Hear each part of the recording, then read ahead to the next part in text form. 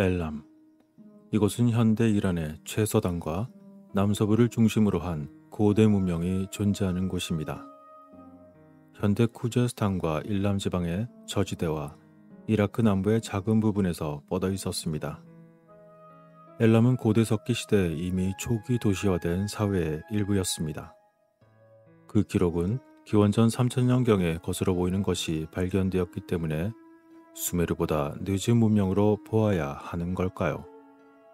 잠시 수메르를 살펴보면 그들은 기원전 6000년에서 5000년 사이에 출현한 남부 메소포타미아, 즉 현재 이라크 중남부 지역에서 출현한 최초의 문명이라고 알려져 있습니다.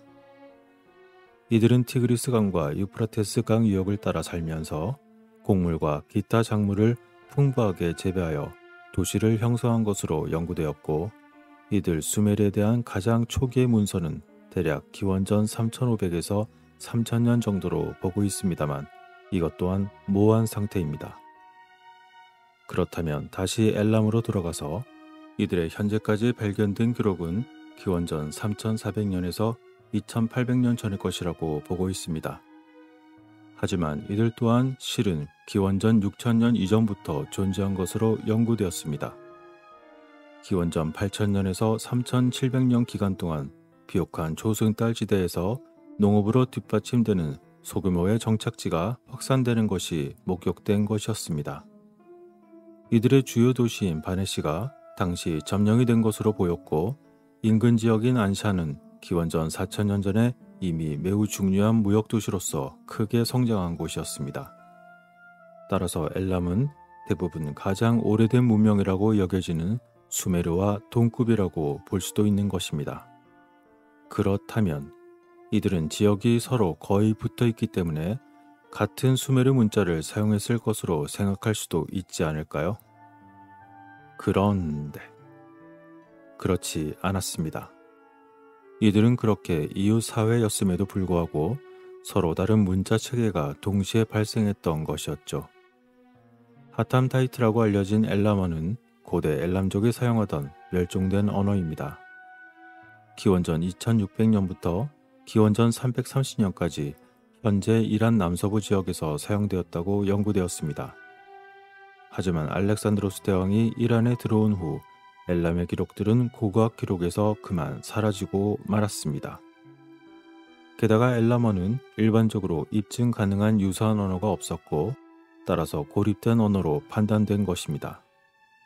게다가 비슷한 친척쯤 되는 언어도 없었기 때문에 그 해석마저 매우 어려워서 여전히 난제로 남아 있었습니다. 일부 다른 지역의 2개국어 또는 3개국어 비문에서 알려진 엘람어의 서령 문자는 기원전 400년경의 것인데, 이것은 해독이 일부 된 바 있습니다. 그러나 기원전 2000년경의 엘람어 문자 중 하나인 선형 엘람 문자는 최근까지도 그 내용을 전혀 파악할 수 없었던 것입니다. 그렇다면 이 수수께끼의 고대 선형 엘람어는 언제쯤 해독이 될까요? 만일 이것이 해독이 된다면 이웃의 수메르 역사와 함께 매우 기막힌 이야기들이 등장할지도 모릅니다. 지난 세기 동안 고고학자들은 무려 1600개 이상의 엘람의 비문을 발견했지만 그 중에서 현재 이란 전역에 널리 흩어져 있는 선형 엘람어 비문은 겨우 약 43개에 불과합니다. 가장 깨기 힘든 코드 중 하나가 바로 고대 문자 체계입니다. 발견은 일부 했으나 해독이 안 된다면 그 내용을 알 수 없습니다. 예를 들어 이집트의 상형 문자를 이해하게 된 것은 1799년 로제타 스톤이란 것을 행운의 힘으로 발견하게 되었기 때문이었습니다. 이것에는 고대 이집트인의 일상 언어와 함께 그리스어와 상형 문자가 동시에 적혀 있어서 그 번역이 가능했던 것이죠. 하지만 그럼에도 불구하고 학자들은 이집트의 상징을 이해하기 위해서 무려 20년이 넘는 힘든 시간을 보내야만 했습니다. 그리고 수메리인들은 기원전 3100년경에 젖은 점토에 쐐기 모양의 표시를 사용한 최초의 문자 체계를 만든 것으로 알려져 있습니다. 이들 문자 시스템은 음절과 이미지를 모두 사용하여 언어를 기록합니다. 처음에는 수메르어로 나중에는 아카드어와 히타이트어로 변경되었습니다. 19세기 약자들은 발굴된 수천 개의 점토판을 바탕으로 문자를 겨우 해독하여 해당 지역의 경제, 종교, 그리고 정부에 대한 정보를 일부 공개할 수 있었습니다. 이처럼 깨기 힘든 코드인 고대 문자 선형 엘라머는 오늘날에도 여전히 읽을 수 없는 상태로 남아 있습니다.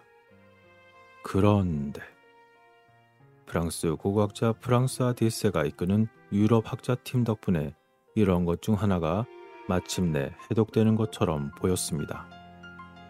만일 그들의 연구 결과가 정확하다면 고대 메소포타미아와 이들 문명의 여명기에 있어서 인더스강 계곡 사이에 번성했었던 잘 알려지지 않은 이야기들을 알아낼 수 있을 것입니다. 그러나 다른 학자들은 그들이 고대 문서의 상세한 번역을 최종적으로 발표할 때까지 여전히 조심스러운 입장이기도 합니다.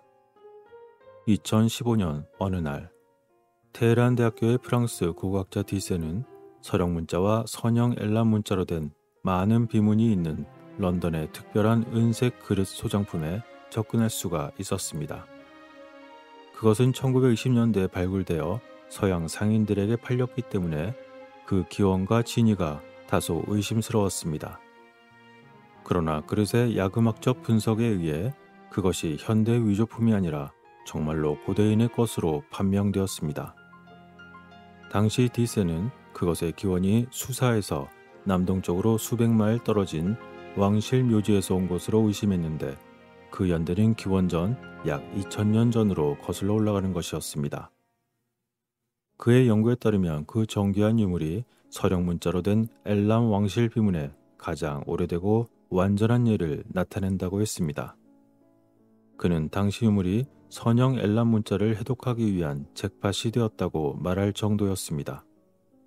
그곳에 고유 명사일 가능성이 있는 반복되는 기호를 추적함으로써 기하학적 모양의 배열로 제공되는 스크립트를 이해할 수 있다고 했습니다. 그리고 거기에서 주다 또는 만들다와 같은 동사를 번역했던 것이죠. 추가 분석 후에 디세와 그의 공동 연구자는 72개의 선형 엘람 기호 또는 알려진 것의 96% 이상을 읽을 수 있다고 주장했습니다. 그러나 비문의 수가 제한되어 있기 때문에 완전한 해독을 아직 주장할 수 없다 하더라도 곧 해결될 것이라고 여지를 남기기는 했습니다. 게다가 개별 텍스트를 번역하는 힘든 작업이 여전히 남아 있었습니다. 일부 엘람어로 된 기호 문자가 이 지역에서 3000년 이상 사용되었을 수 있는 문자임에도 불구하고 이와 관련된 알려진 친척벌 되는 문자나 기호들이 전혀 없습니다. 이러한 문제는 곧 문자가 나타내는 소리가 무엇인지 전혀 알기 어렵다는 것입니다. 이 때문에 연구자들 또한 여전히 번역에 문제가 많이 남아있다는 것을 인정하고 있습니다. 그리고 그들의 다른 주장 중 일부는 더욱 논란의 여지가 있었습니다. 이러한 오래된 쓰기 시스템은 구어를 표현하기 위해서 여러 가지 방법을 사용합니다. 예를 들어 영어는 라틴 문자를 사용하여 특정 소리를 표현하는 반면 한자는 특정 의미를 가진 그림이나 로고를 기반으로 합니다. 이처럼 서령 문자와 상형 문자는 각각 소리와 로고를 나타내는 기호를 사용하는 것이죠. 그러나 알라모의 선형 문자는 어떤 방식을 취하는지 전혀 알 수 없습니다. 다만 연구가들은 어쩌면 현대 알파벳과 더 유사한 접근 방식을 취해야 한다고 생각하고 있습니다. 따라서 그들은 결국 이 오래된 선형 문자가 음절에만 의존하여 만들어진 가장 오래된 쓰기 시스템이라고 결론 짓기도 했던 것이죠. 이에 대하여 다른 연구가들은 최근 해독에 대한 주장에서 모든 세부 사항이 정확하다면 그러한 시스템은 알파벳이 만들어진 과정과 매우 유사할 것이라고 말하기도 했습니다. 잠시 여기서 최초의 완전한 형태의 음성 알파벳은 기원전 1100년경에 페니키아 상인들 사이에서 사용된 것으로 추정하고 있습니다. 하지만 어쨌건 이러한 이론은 옥스포드 대학과 토론토 대학의 학자들로부터 거의 지지를 받지 못하고 있습니다. 그들은 고대 선형 엘라모가 음절과 로고그램의 혼합일 가능성이 있으며 나중에 선형 엘라모 문자체계 사이에 무려 1000년 가까운 시간의 간격이 있었음을 강조한 것이었죠. 어쨌건 이처럼 해독의 힘든 과정을 겪고 있는 고대 엘라몬은 현재 파악된 바로는 수메르 서령 문자와 동시대에 존재했다는 것입니다. 이것은 바로 고대 비문과 함께 발견된 유기 물질에 대한 방사성 탄소 연대 측정과 다양한 해석에 크게 근거한 내용이었습니다. 이것은 앞서 언급한 대로 서로 근접한 이웃 사회에서 두 가지 다른 문자 체계가 동시에 발생했음을 의미하는 것이었습니다. 이처럼 여전히 신비로 남아있는 엘람인들에 대한 상세한 고대 이야기는 알 수 없는 부분은 여전히 남아있지만 그것을 제외하고 후기 엘라머 서령 문자가 일부 해독이 되어 현재 파악된 부분만 본다면 기원전 6000년 전 이야기는 알 수 없을지라도 기원전 약 3000여 년 전 이후의 대략적인 이야기는 알 수 있습니다. 그들의 이야기는 거대한 메소포타미아 평야의 변두리와 동쪽으로 솟아있는 광대한 이란 고원의 가장자리의 도시 수사에서 펼쳐졌습니다. 수사라는 도시는 오늘날 이란 남서부의 많은 지역에 걸쳐있는 도시사회의 중심에 있었습니다. 그리고 도시의 서쪽 이웃인 수메르인들은 그 주민들을 엘람인이라고 불렀습니다. 당시 엘람은 점점 더 복잡해지는 사회를 이루고 있었으며 그것을 관리하기 위해 문자 기호를 사용하는 세계 최초의 도시 중 일부였습니다. 초기 엘람인들은 서쪽의 메소포타미아 왕국과 오늘날의 인도와 파키스탄에서 번성한 인더스강 문명과 교육했습니다. 그리고 그들은 결국 고대 근동의 대부분을 정복한 아케메네스 왕조를 포함하여 후기 페르시아 왕국의 기초를 만들었던 것입니다. 아시리아인들은 엘람 민족을 완전히 멸망시켰지만 아시리아의 세력이 쇠퇴한 후에 그 지역에 새로운 정치체가 등장했습니다. 아시리아인의 쇠퇴로 혜택을 받은 부족 중에 바로 이란 부족이 있었던 것이죠. 이 내용은 엘람 부족의 우르미아 호수 주변에 이란 부족 존재에 대한 아시리아 문헌에서 기원전 9세기부터 입증된 것이었습니다. 이 밖에도 여러 가지 이야기들이 있으나 어찌되었건 일단 엘람인들의 문명의 성취가 이란 고원의 부족들에게로 이어지는 통로가 되었던 것이었습니다. 하지만 이와는 반대로 엘람인의 남은 자들은 기원전 500년경에 구조와 어휘 모두에서 이란의 영향이 흡수되어 엘람인과 페르시아 시대를 연결하는 문화적 융합이 이루어졌던 것으로 보였습니다. 그리고 엘람은 410년부터 약 14세기까지 존속한 동방교회의 주요 지역이기도 했습니다.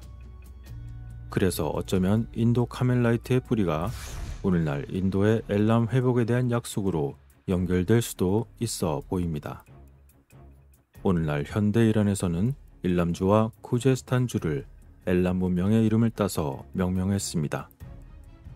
쿠제스탄은 쿠지스의 땅을 의미하고 쿠지 자체는 엘람의 중동 페르시아 이름이기 때문입니다. 이러한 이야기를 담고 있는 현대 이란에 고대로부터 존재했던 엘람. 그들의 진정한 기원은 어디였으며 또한 그들의 진정한 정체는 무엇이었을까요? 분명한 것은 이들의 기원이 밝혀진다면 대단히 흥미있는 이야기가 등장할 것이라는 점은 분명해 보입니다.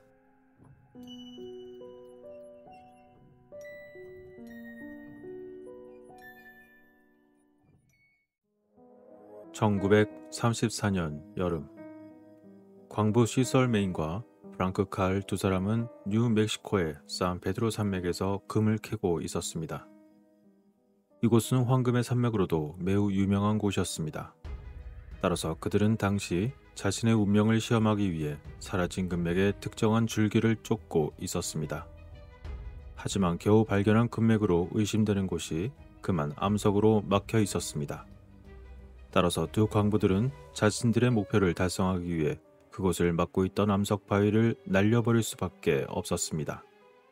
그래서 두 사람은 폭약을 설치하고 금맥을 찾기 위해 암석을 폭파했습니다. 그러나 앞불싸. 폭발로 인한 먼지가 가라앉자 그들은 자신들이 찾고 있던 금맥이 사라졌다는 사실을 발견하고 실망하고 말았습니다. 하지만 그 순간 그들은 자신들이 찾고 있던 금 대신 그곳에서 뭔가 이상한 것을 발견했던 것이죠. 그곳에서 매우 수상해 보이는 작은 동굴이 그들의 눈에 띄었던 것이었습니다. 크기는 길이가 15피트, 너비가 4피트를 넘지 않는 매우 작은 동굴이었습니다. 그런데 두 사람은 그 안에서 매우 특이한 무언가를 발견했습니다. 그것은 바로 마치 다리를 꼬고 앉아있는 자세로 발로 자신의 몸통을 감싸고 있는 것처럼 보이는 정말 특이한 모습을 한 것이었습니다. 작은 미라처럼 보이는 그것은 앉은 키가 6.5인치였고 서 있을 때로 추정되는 높이가 14인치로서 다시 말해 35cm 정도밖에 안 되는 매우 작은 인간의 형상이었습니다. 얼핏 보기에도 이것들은 평범한 유물이 아님이 분명했습니다. 이 마르고 미라화된 생물은 환경에 의해서 자연적으로 미라화되어 완벽하게 보존된 것으로 보였던 것이었습니다. 갈색의 주름진 살은 손톱까지 온전하게 남아 있었으며 머리는 젤라틴처럼 보이는 물질로 덮여 있었습니다. 게다가 그 미라의 표정 또한 범상치 않아 보였습니다. 코는 평평했고 두개골은 낮고 평평한 이마를 보여주었습니다.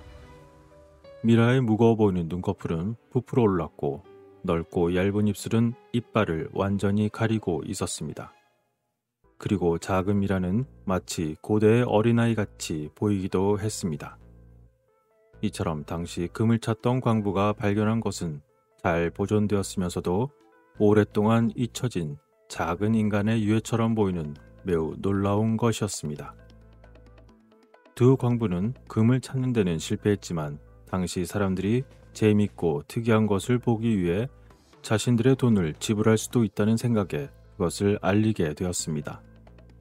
그래서 그들은 그 작은 미라를 발견한 지역의 이름을 따 페드로라고 불렀습니다. 그리고 그 페드로는 와이오밍주의 사이드쇼 전시회에서 그의 경력이 시작되었습니다. 미라는 1934년에 발견이 된 이후 1936년까지 여러 쌍의 손을 거쳤습니다. 그것은 한때 메티시 마을의 약국창에 전시되어 있었던 적도 있었습니다. 약국의 주인이었던 플로이드 존스는 엽서 기념품을 판매하고 있었는데 미라를 이용한 독특한 창 디스플레이에서 많은 돈을 벌었습니다. 이렇게 하여 페드로의 명성은 점점 널리 퍼지기 시작했던 것이었죠. 그리고 페드로는 자동차 딜러였던 이반 굿맨이라는 자에게 넘어갔습니다. 그리고 그는 자신의 광고 디스플레이의 일부로서 유리 케이스에 담긴 미라를 보여주며 선전했던 것이었습니다. 교육적이며 과학입니다. 그것은 당신을 놀라게 하고 감동시킬 것입니다. 이것은 실제로 살았던 그대로 보존된 피그미족입니다. 라는 문구와 함께 자신이 소유하게 된 그 미라가 수천 년 된 인류의 조상이라고 주장하며 페드로가 들어간 포스터를 만들었습니다. 게다가 그는 그 내용을 입증하기 위해 포스터에는 미라의 엑스레이 사진이 사용되기도 했습니다. 하지만 당시 그의 주장은 연구되거나 확인되지 않은 주장이었습니다. 그러나 그의 주장 중에서 엑스레이만큼은 진짜였던 것이었죠. 게다가 페드로는 하버드 대학의 인류학 부서의 검증을 받은 뉴욕의 미국 자연사 박물관에서도 검사를 받았기 때문이었습니다. 이 두 기관은 미라가 일부 사람들이 주장하는 합성 사진을 이용한 사기가 아니라 진짜 인간의 표본이라는 데 동의했습니다. 그러나 여전히 전문가들 사이에서도 페드로가 정확히 무엇인지에 대한 의견이 일치하지는 않았습니다. 그중 한 가지 이론은 그가 희귀 유전 질환인 문해증을 앓고 있는 아기였다는 주장이었습니다. 그리고 또 다른 인류학자들은 초기에 시신이 미숙아로 태어났거나 출생 직후 사망한 유아의 시신이라고 주장하기도 했습니다. 그런데 또 다른 과학자들이 분석한 결과 시신이 아마도 16세에서 65세 사이의 성인의 것이라고 보았던 것이었죠. 이것은 분명 과학자들 간에 발생하는 불일치의 영역이었습니다. 엑스레이에서 조사한 결과 날카로운 이빨이 드러났습니다. 게다가 위장에 날고기처럼 보이는 음식이 있었다는 것이었습니다. 그리고 엑스레이에서 나타난 결과는 페드로가 척추 및 두개골의 일부 손상을 보여주는 매우 폭력적인 죽음을 겪었다는 것을 시사하고 있었습니다. 이처럼 작은 인간의 미라 유골이 발견되면서 유골이 사기라는 추측이 난무하게 되었는데, 페드로의 머리에 젤라틴 같은 물질이 있었다는 것을 이유로 그 유해가 의료시설에서 회수된 사망한 유아의 유골이거나 탐사자들이 조잡한 박제수를 사용하여 유골을 가짜로 만들었다고 주장하기도 했던 것이었습니다. 그러나 또 다른 사람들은 그 미라가 발견된 유적이 지역 토착민의 전설에 언급된 것과 같은 종족의 증거라고 주장했으며, 그리고 또 다른 이들은 그렇게 작은 키의 인간이 성인일 리 없다고 생각하며 이것을 외계 존재의 증거라고 주장하기도 했습니다. 아마 어떤 이들은 페드로라는 이름의 미라가 이미 입증된 거짓이라고 주장할지는 몰라도 그것은 이처럼 여러 주장들이 나타난 것 중 하나를 주장하는 것에 불과합니다. 만일 페드로가 현대적인 분석에 놓여질 수 있다면 과거보다는 좀 더 페드로의 진정한 기원에 대해 더욱더 가까워질 수도 있겠지만, 현재 페드로의 유해는 어디에 있는지 알 수 없습니다. 앞서 언급한 이반 굿맨이라는 사람이 구입한 이후에 1950년 굿맨이 사망하자 그 유해는 레너드 와들러라는 사람에게 전달된 이후 그 잡취를 감추고 말았던 것이었습니다. 그런데 또 다른 새로운 작은 미라가 나타났습니다. 현대 인류학자 조지 길은 미라의 오래된 증거와 최근의 자료를 사용하여 계속해서 뇌증에 대한 사례를 연구하고 있었습니다. 그가 1934년에 발견된 페드로 미라 사건에 처음 연루된 것은 수십 년이 지난 1971년이었습니다. 그리고 또다시 시간이 흘러 그가 1990년대 TV에 출연한 이후 한 아메리카 원주민이 그에게 연락을 하였고 그동안 자신들이 보존하던 작은 유골을 보여주었습니다. 정말 놀랍게도 그 모습은 조금 다르면서도 페드로와 매우 유사한 것이었습니다. 그처럼 새롭게 나타난 미라의 이름은 바로 치키타라는 별명을 가진 인간의 아기처럼 보이는 미라화된 유해였던 것이었습니다. 이 유골을 제시한 아메리카 원주민 가족은 이 미라를 여러 세대 동안 그들의 다락방에 보관해 왔습니다. 그녀의 팔과 다리는 페드로와 비슷한 방식으로 접혀 있었고 이는 둘 사이의 직접적인 연결로 보이는 듯 했습니다. 이후 그는 치키타라고 불리는 이 미라의 유골을 세 차례에 걸쳐 조사했고 이것이 어린 소녀의 유골이라고 추정했던 것이었습니다. 그리고 또한 그녀의 생일은 1500년대 어딘가 즈음으로 추정된다고 주장했던 것이죠.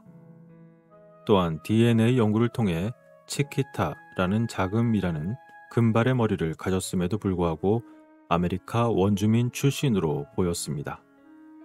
한편 치키타와 페드로는 그들의 모습에서 관찰된 유사성 때문에 어떤 연결점을 가지고 있는 듯 보였습니다. 이 두 가지 독특한 미라의 사례가 밀접하게 관련된 것처럼 여겨지는 의심은 또 다른 이론과도 연결이 되었습니다. 그것은 바로 작은 사람들이라는 이론이었던 것이었죠. 이 작은 사람들에 대한 전설은 그 지역의 아메리카 원주민의 문화 전반에 걸쳐 시간을 거슬러 올라가고 있습니다. 그리고 그 이야기는 사람들로 하여금 이 동화와 같은 이야기가 사실일 수도 있다는 궁금증을 유발시켰던 것이었습니다. 그들의 전설에 나오는 니머리가라고 불리는 종족은 북미 로키 산맥의 쇼쇼니 부족에서 발견되는 전설적인 작은 사람들의 종족입니다. 여기서 쇼쇼니는 높게 자라는 풀을 의미하는 소소니에서 유래했습니다. 그리고 니머리가라고 불리는 전설적인 작은 종족은 작은 활에서 독화살을 쏘는 매우 공격적인 사람들이었습니다. 그런데 이름이 좀 특이합니다. 니머리가라고 발음한다면 마치 우리나라 말처럼 너의 머리가 라고 보이기도 하니 말이죠. 그래서 그들의 머리가 좀 특이했던 농담이었습니다. 졸리실까봐. 그럼 다시 이야기로 돌아가서 쇼쇼니 부족과 파이윷 언어에서 대략적으로 번역된 네 머리가 라는 말의 의미는 사람을 먹는 사람을 의미합니다. 그런데 이러한 네 머리가 종족과 관련된 이야기가 있었습니다. 그것은 1778년 잘스버거 선교사가 남긴 역사적 기록이었는데 거기에서도 작은 민족들이 북미에 존재했을 가능성을 가리키고 있었습니다. 선교사는 오하이오주 호쇼튼 근처에 알려진 약 90cm 정도 되는 키의 피그미 종족의 수많은 유해가 있는 매장지를 기록했습니다. 호쇼튼에 있는 피그미 종족의 긴 무덤의 줄은 서쪽으로 배치되었는데 이것은 아마도 이 사람들이 동쪽 언덕 위로 태양신이 매일 접근하는 것을 마주하는 태양의 숭배자들이라는 이론을 불러일으켰습니다.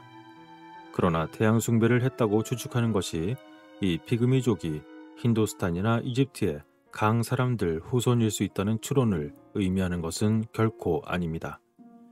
과거 고대 원시 종족들은 대부분 어디에서나 태양의 숭배자였던 것으로 보였기 때문이죠. 당시 선교사의 관찰에 따르면 이 원시인들은 돌도끼의 사용법이나 좋은 도자기를 만드는 것, 그리고 땅을 사각형으로 나누는 것을 이해했던 것으로 보였습니다. 그러나 이처럼 적은 양의 정보 외에 더 이상 이 이상한 인종에 대한 이야기는 알려지지 않은 채로 남아 있습니다. 가장 큰 이유는 그가 기록한 이 묘지가 농업과 토지의 광범위한 현대 지역으로 변하면서 더 이상 존재하지 않기 때문이죠. 어쨌건 다시 니머리가 종족의 이야기로 돌아가면 이들은 윈드리버 인디언 보호구역과 와이오밍의 산맥 전체에 걸쳐 전해지고 있었습니다.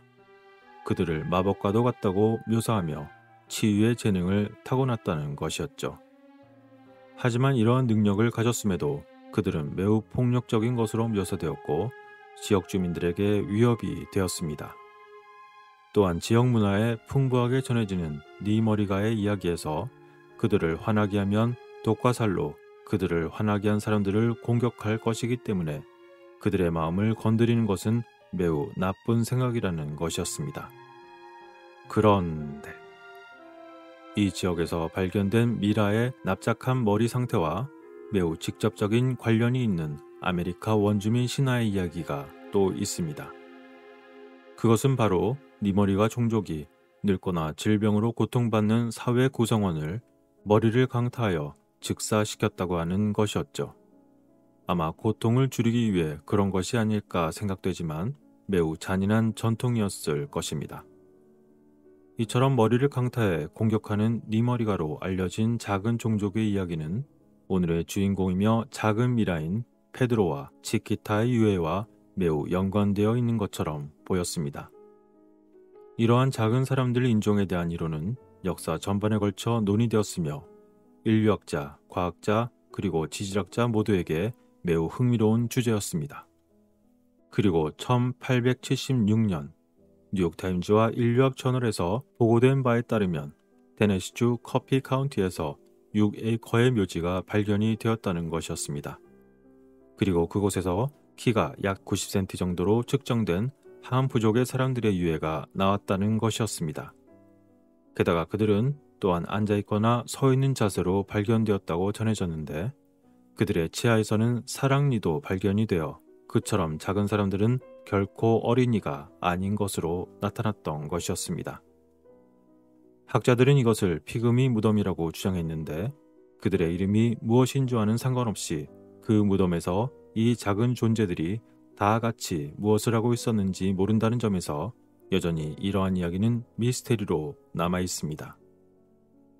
이러한 1876년의 발견은 그 이후에 시간이 흘러 산페드로 미라가 발견이 되었고 또 시간이 흘러 치키타의 미라가 발견됨에 따라 이론가들은 작은 사람들로 가득 찬 고대 문명의 이러한 이야기들이 결코 꾸며낸 것이 아닌 사실임을 확신하게 되었습니다.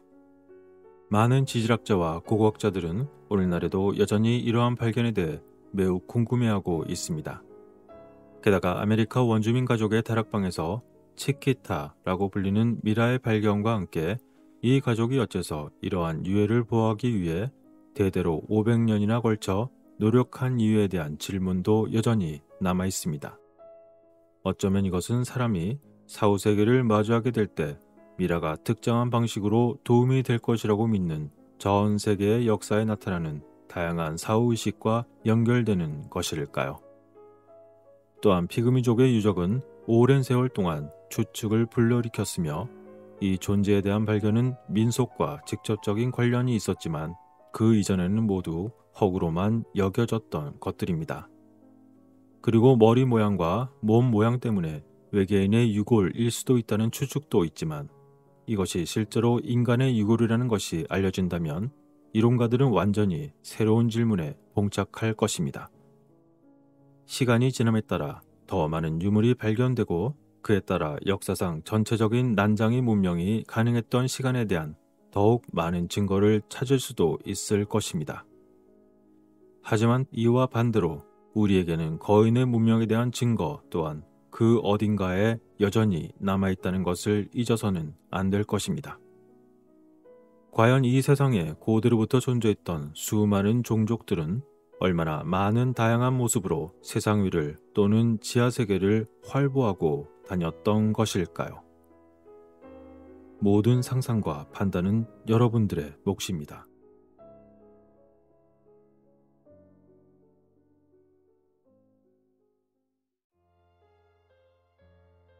이번 이야기는 신비한 달에 대한 약간 깊은 이야기입니다.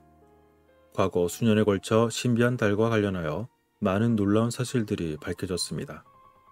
이 주제에 대해 자세히 다루는 많은 책들이 쓰여졌으며 달 자체가 실제로 있는 곳에 있어서는 안 되는 것으로 보였고 달의 크기와 태양과 지구로부터의 거리에 관한 모든 데이터는 과학자와 연구원 모두를 혼란스럽게 했습니다.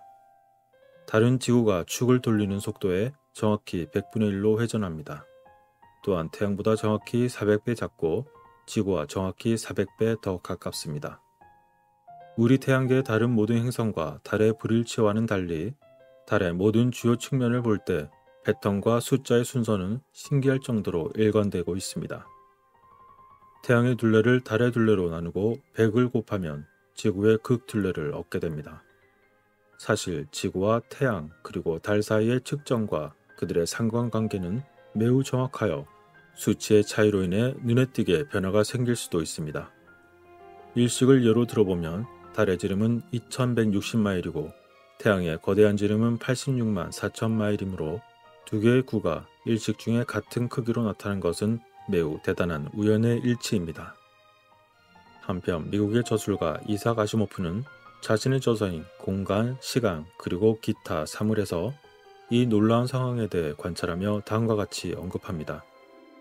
달과 태양의 크기와 거리 등의 계산식을 그토록 두드러지게 만드는 것은 달과 태양이 그토록 잘 맞아야 하는 천문학적 이유입니다. 가장 우연의 일치이며 모든 행성 중에서 지구만이 이러한 방식으로 축복을 받습니다. 라고 말이죠. 그리고 지구의 달에 대한 수수께끼의 본질에 관한 많은 이론들이 있습니다.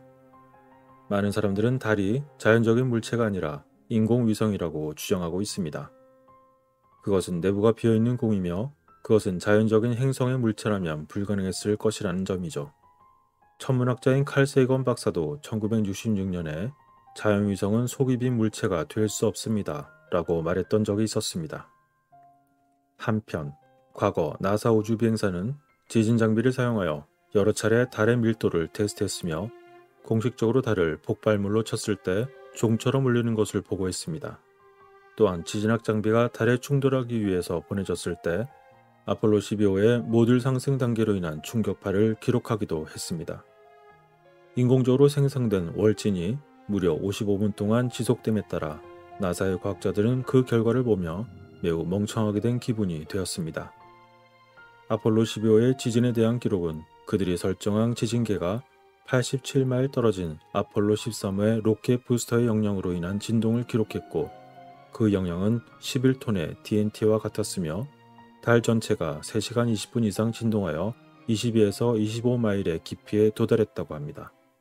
또한 아폴로 14호의 SIVB는 원격 조종으로 달 표면에 충돌하여 108마일 떨어진 기기에서 감지된 충격파를 3시간 이상이나 진동시켰습니다.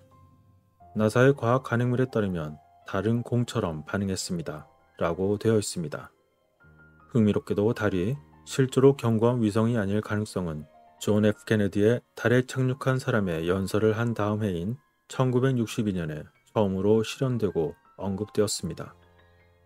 아폴로 프로그램이 실제로 달이 인공 구조물이어야 한다는 사실에 기초하여 만들어졌음을 암시했던 것이 주목할 만한 것입니다.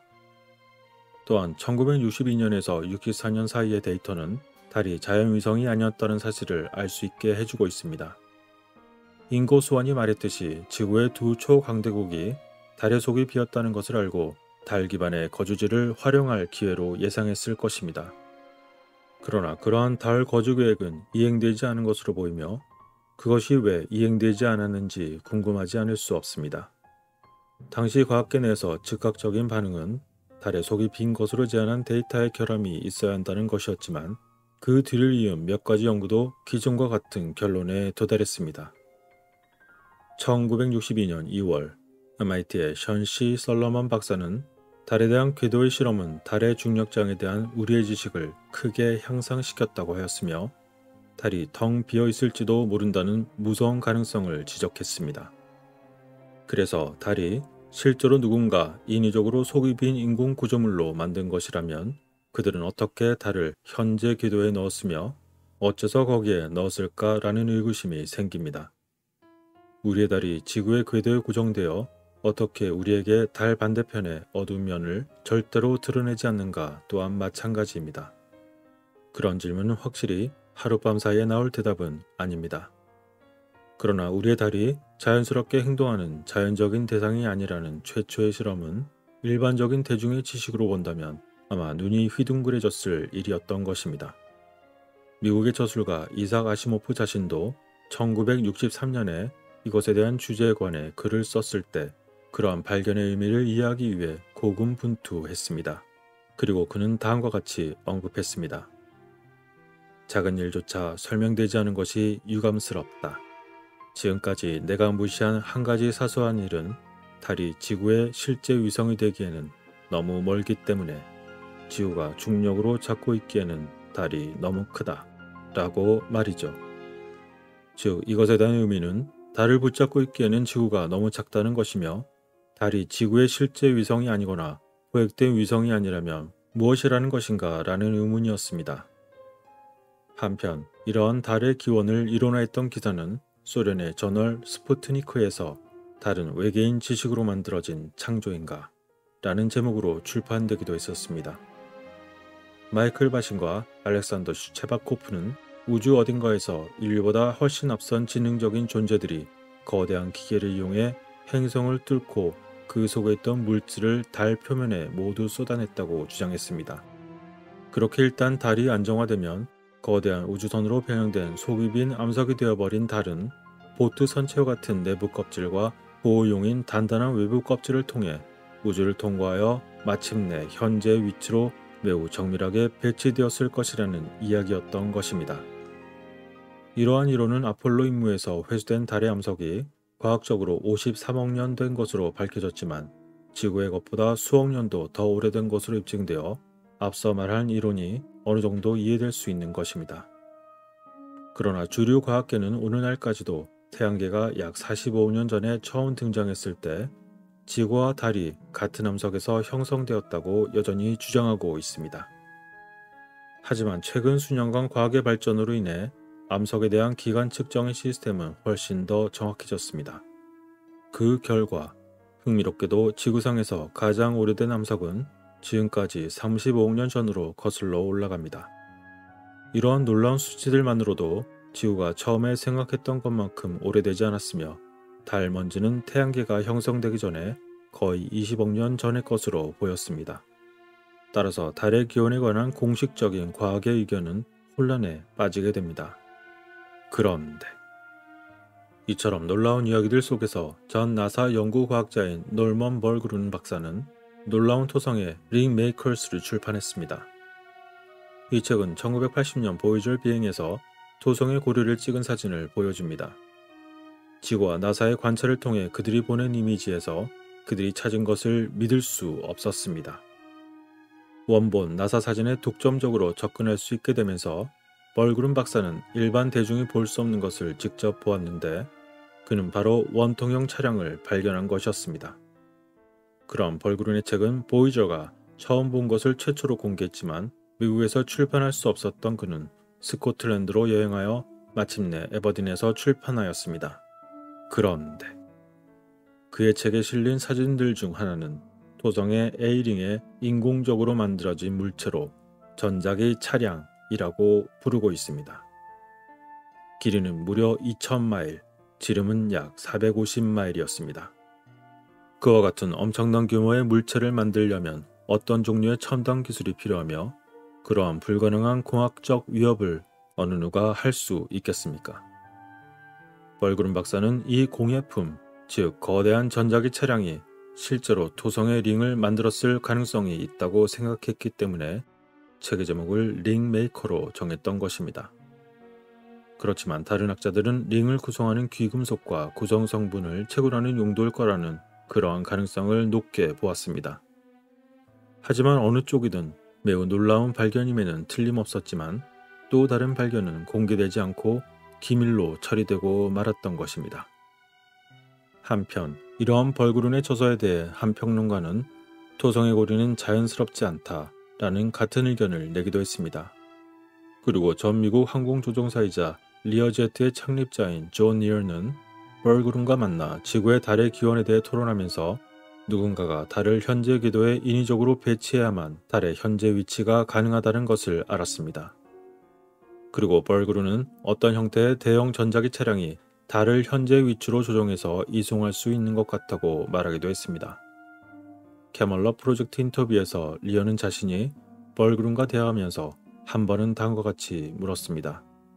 달을 궤도로 끌어올린 전자기 차량, 그것은 지금 어디에 있습니까? 라고 말이죠.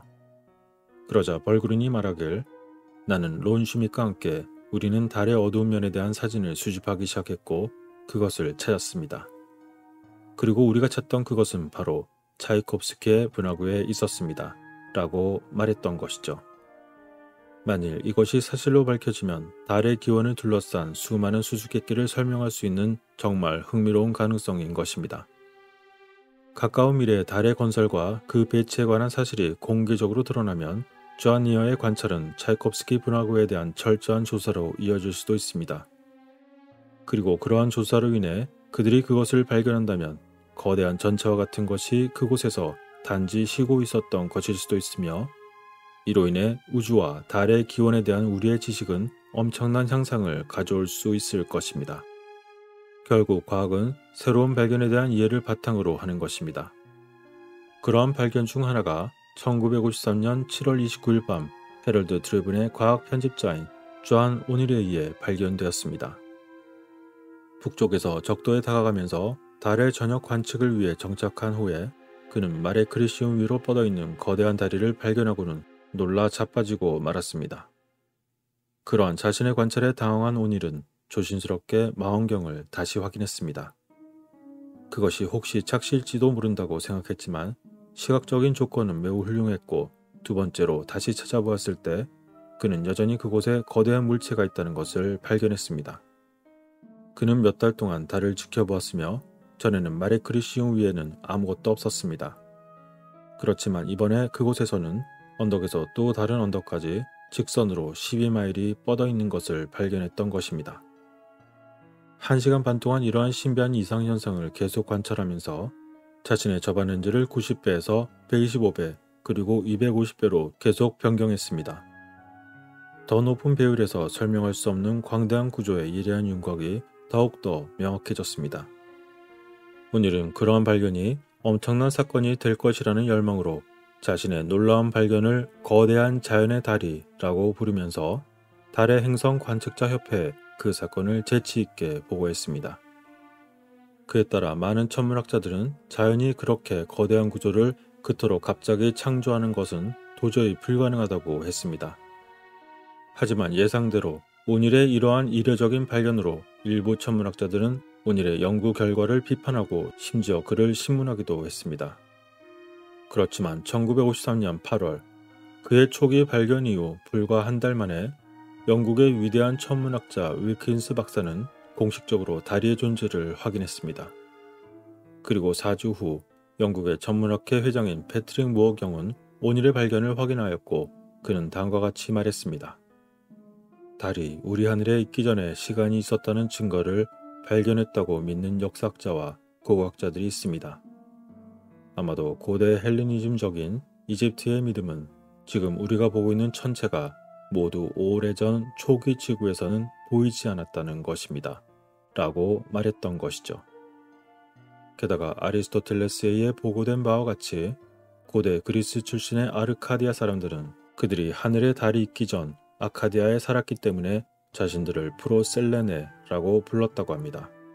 프로셀레네라는 용어조차도 달 이전의 기간을 의미하는 것입니다. 볼리비아의 티아후아나코에서 우상 기념비를 연구한 일부 연구자들은 삶에 새겨진 고대의 상징이 약 27,000년 전에 지구와 하늘에 대한 풍부한 천문학적 데이터를 나타낸다고 말하고 있습니다. 또한 벨라미아 앨런 박사는 자신들의 글에서 하늘이 11,500년에서 13,000년 전에 지구 주위를 도는 우상의 기록의 상징이라고 하는 등 우리의 하늘에서 갑자기 나타난 달의 첫 모습에 대해 쓰기도 했습니다. 1950년 미국에서 출판된 베스트셀러 충돌하는 세계로 유명해진 러시아 의사 임마누엘 벨리코프스키도 달이 존재하기 전의 시기를 썼습니다. 그는 자신의 저서에서 다양한 사람들의 전통은 아주 오래전 초기 인류의 기억 속에서는 당시 지구에 동반된 달이 없었다는 효과에 대해 매우 확실한 증거를 제공한다고 썼습니다. 이처럼 많은 지식인들이 동의하고 있는 흥미로운 달에 대한 가설이 존재한다는 것은 매우 명백합니다. 이것은 과거 오래전에 한때 달이 없었지만 나중에 여기로 왔다는 것을 암시하고 있는 것이죠. 그렇다면 고대 당시에 달에 대한 거대한 작업이 이루어진 것과 함께 그 이유는 무엇이었을까요? 달이 지구와 태양계 자체보다 나이가 많다는 것은 달의 시작이 다른 곳에서 이루어졌다는 것을 뜻합니다. 게다가 달과 화성 모두에 건물과 기념물이 있다고 믿는 많은 연구자들도 있습니다. 1976년에 발사된 바이킹 오비터는 화성 지형의 일부를 따라 붉은 행성의 궤도를 돌며 사진을 촬영했습니다. 그런데 그 중에서도 사이도니아라는 지역은 1500피트 높이의 타원형 구조를 하고 인간형 얼굴과 유사한 화성에 직면한 얼굴과 같은 지능적으로 설계된 수많은 특이한 구조를 드러냈습니다. 도시 광장으로 알려진 더 작은 피라미드의 복합물들과 함께 DNM 피라미드라는 오면을 가진 피라미드도 있습니다. 이와 관련한 많은 조사자들, 특히 전 나사 직원인 리처드 호글랜드는 이러한 수수께끼의 구조가 고대 외계 문명의 잔존물이어야 한다는 결론을 내렸습니다. 그리고 또한 빌 쿠퍼에 따르면 히드라진 프로펠러를 사용한 미국과 러시아의 날개 달린 우주 탐사선은 1962년 5월 22일 착륙하기 전에 화성의 궤도를 3번 돌았습니다.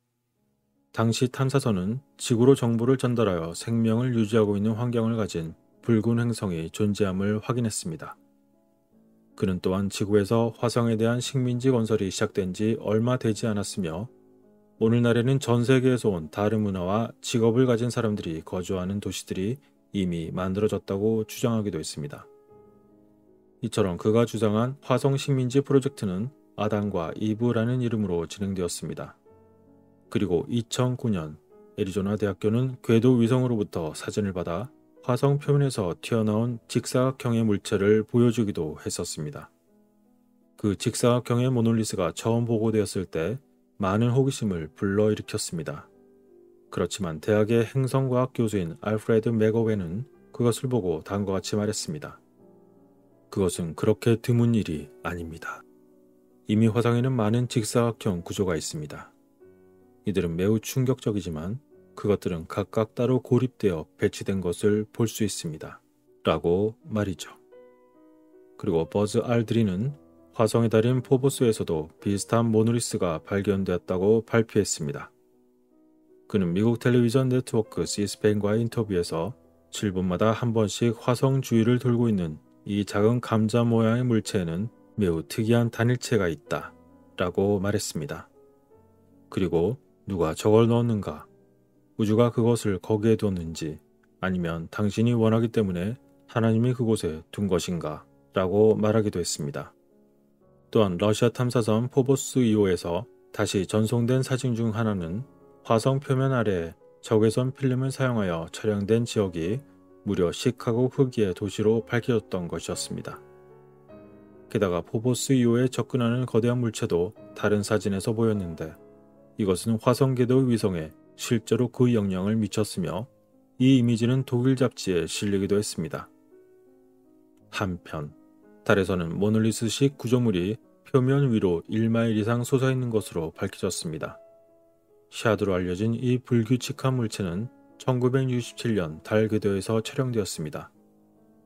정확한 방향으로 그림자를 들이우기 때문에 실제의 물체로 간주되었으며 클로즈업 이미지는 세포와 같은 내부 구조를 나타냅니다. 타워라는 거대한 7마일 높이의 구조물은 샤드의 뒤에 있습니다.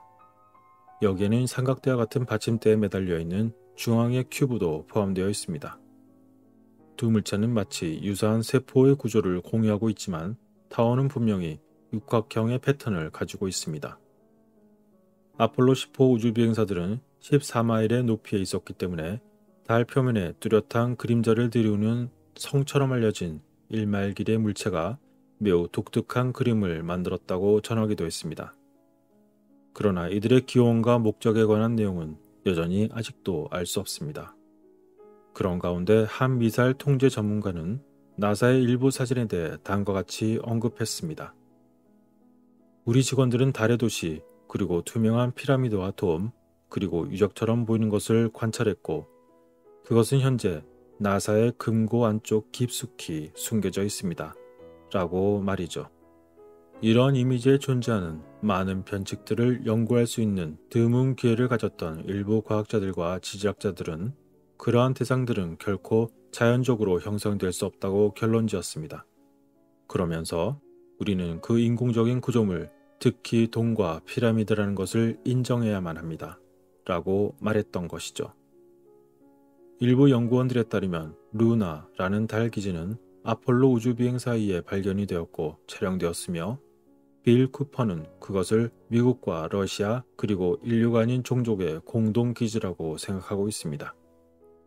그는 당시 나사에서 돔과 첨탑 그리고 사일로처럼 보이는 키가 큰 원형의 구조물 그리고 달 표면에 흔적을 남긴 거대한 T자 모양의 채굴 차량과 그리고 인류 이외의 종족이 남긴 작은 공예품들을 보여주는 극도로 큰 사진을 찍은 적이 있었다 라고 주장하기도 했습니다. 게다가 쿠퍼는 사람이 이미 50년대 중반에 달에 도착했을 것이며 케네디 대통령이 10년 이내에 달에 발을 디디기를 원한다고 말했을 때 이미 그곳에 기지가 존재하고 있었다고 설명했습니다.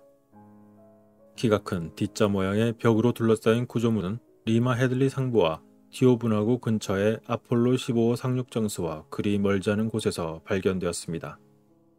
터널 입구를 포함하여 테라스와 유사한 동심의 육면체 바위는 광산으로 보입니다. 그리고 내부에서 파란색과 흰색으로 빛나는 특이한 돔의 구조가 폭 300m, 길이 400m인 코페르니쿠스 분화구의 가장자리 위로 솟아 있습니다. 또한 직경이 약 50m인 디스크가 팩토리 영역의 상단 부분에 마른 목골 벽으로 둘러싸인 사각형 지하실에 서 있는 것으로 나타났습니다. 그리고 이 벽들과 가까운 곳에는 어떤 형태의 입구와 매우 유사한 지상의 어두운 둥근 계고부가 보입니다. 이처럼 휴스턴 행성 연구소와 나사의 고다드 우주비행센터가 조사 중인 달의 44개 지역에서는 현재 대중에게 전혀 알려지지 않은 인공물들이 발견되었다고 합니다. 한편 러시아 신문 비치에르니 볼고그라드에서는 이와 관련한 공식 보도자료가 발표된 적도 있었으며 화성과 달 탐사에 참여한 나사 과학자와 엔지니어들은 1996년 3월 21일 워싱턴 내셔널 프레스 클럽에서 달에 사람이 만든 것으로 보이는 구조물과 물체가 발견되었다는 내용이 처음으로 발표된 적이 있었습니다. 그리고 같은 날 3월 21일 리처드 호글랜드와 다른 전 나사 직원인 켄 존스트는 어트벨과 함께 코스트 코스트 AM에서 라디오 인터뷰를 진행했습니다. 여기서 아트벨은 워싱턴 DC에 있는 내셔널 프레스 클럽의 언론 보도에서 그날 실제로 일어난 일에 대해 인터뷰를 시작했습니다. 그날의 브리핑은 나사가 아폴로 임무 동안에 달에서 발견한 구조물과 고대 유적지에 관해서 비밀로 유지한 정보를 공개적으로 논의하고 밝히기 위해 마련되었던 것입니다. 이것은 공개적인 브리핑에서 그런 내용을 보고할 수 있다는 것이었고, 이는 매우 이례적인 경우였던 것입니다. 당시 호글랜드는 라디오 인터뷰에서 아트벨과 대화하는 중에 내가 기이한 것을 발견한 것은 그들이 방송하지도 않을 것인데 왜 나에게 귀찮게 말하라는 것입니까? 라고 말하기도 했습니다. 그리고 한편 다른 아폴로 우주비행사들이 찍은 아폴로 기록 비디오 및 사진에 대한 영상은 그날 브리핑에서 시연되었었지만 왜 그러한 자료를 대중에게 공개하지 않았는지 사람들이 의문을 제기했습니다. 그러자 나사의 전문가들은 다음과 같이 말했습니다. 일부 생물이 아직 달에 있었거나 여전히 달에 있었던 정보에 대해 사람들의 반응을 예측하기 어려웠기 때문입니다. 게다가 나사의 그런 입장 외에도 또 다른 이유도 있었습니다. 라고 말이죠. 이처럼 나사가 지속적인 그들의 속임수와 정보의 오픈에 대한 거부 절차를 정당화하기 위한 이유가 그 무엇이든지 간에 정직과 성실성이 그들의 우선순위에 있지 않다는 것은 더욱더 분명해 보였습니다. 나사의 초기 나치와의 연결에서부터 그들의 행정상 절차에 이르기까지 수많은 비밀과 음모는 그들 역사에서 불가분의 관계였습니다. 따라서 이러한 엄격한 나사의 숨겨진 자료들은 물론 그 중에서도 정말 심각하게 잠겨진 많은 자료들에 접근하지 못하고 있는 것입니다. 그렇지만 모든 것이 보이지 않는다 하더라도 단순한 사실로서 드러낼 수 있는 충분한 자료가 여전히 남아 있습니다. 그리고 너무나 아름다우며 우리와 가장 가까운 천계인 이웃 달에 대해 여전히 우리들이 거의 알지 못한다는 것을 확인해 주듯이 달에는 충분한 변칙적인 측면과 그리고 함께 과학적인 불일치가 남아 있습니다. 그리고 나사에서 일한 사람들의 경험과 풍부한 간증들은 이제까지 우리가 들어왔던 아폴로 프로그램과 유명한 달 착륙에 대한 내용이 실제 사실과는 많이 다르다는 것을 알 수 있게 해주고 있습니다. 시간이 지남에 따라 점점 더 많은 정보가 밝혀지면서 달과 화성 그리고 지구를 둘러싼 공간에 대한 진실이 모두 밝혀지게 될 것입니다. 그리고 마침내 비밀이 끝나는 것은 시간 문제일 것입니다.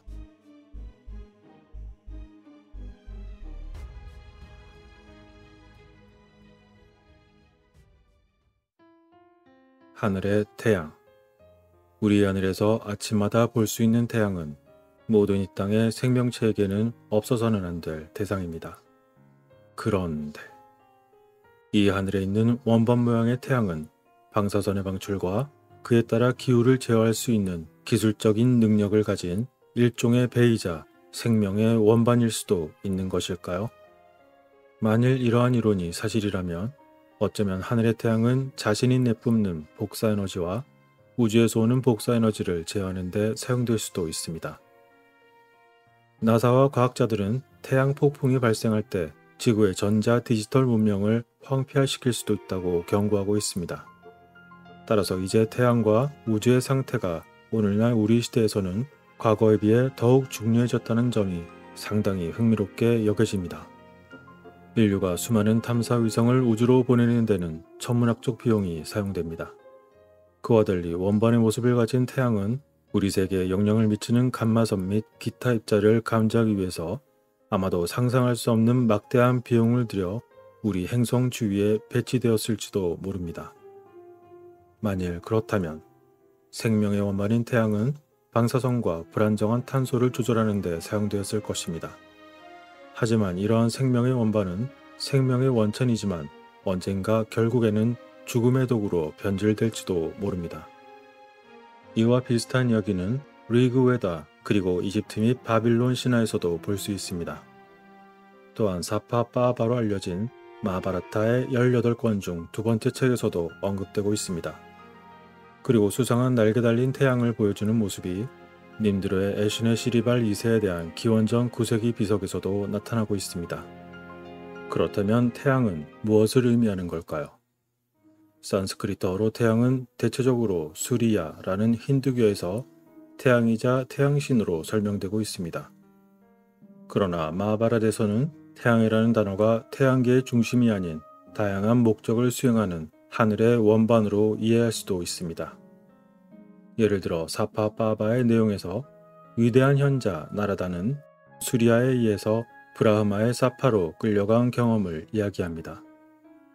이것은 곧 피로를 모르는 저명하고 강력하며 죄 없는 수리야가 나라다를 브라흐마의 집회에 데려갔다라는 의미입니다.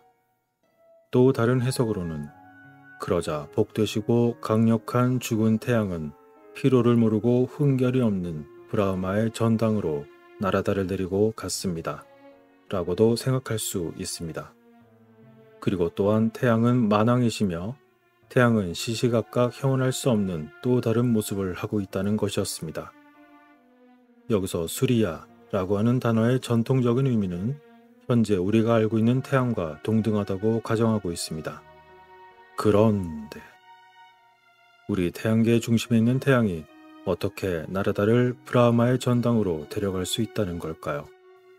그것이 궁금하지 않을 수 없습니다. 태양 수리야는 나라다를 일종의 의식을 통한 빔으로 그를 순간 이동하도록 도왔던 것일까요?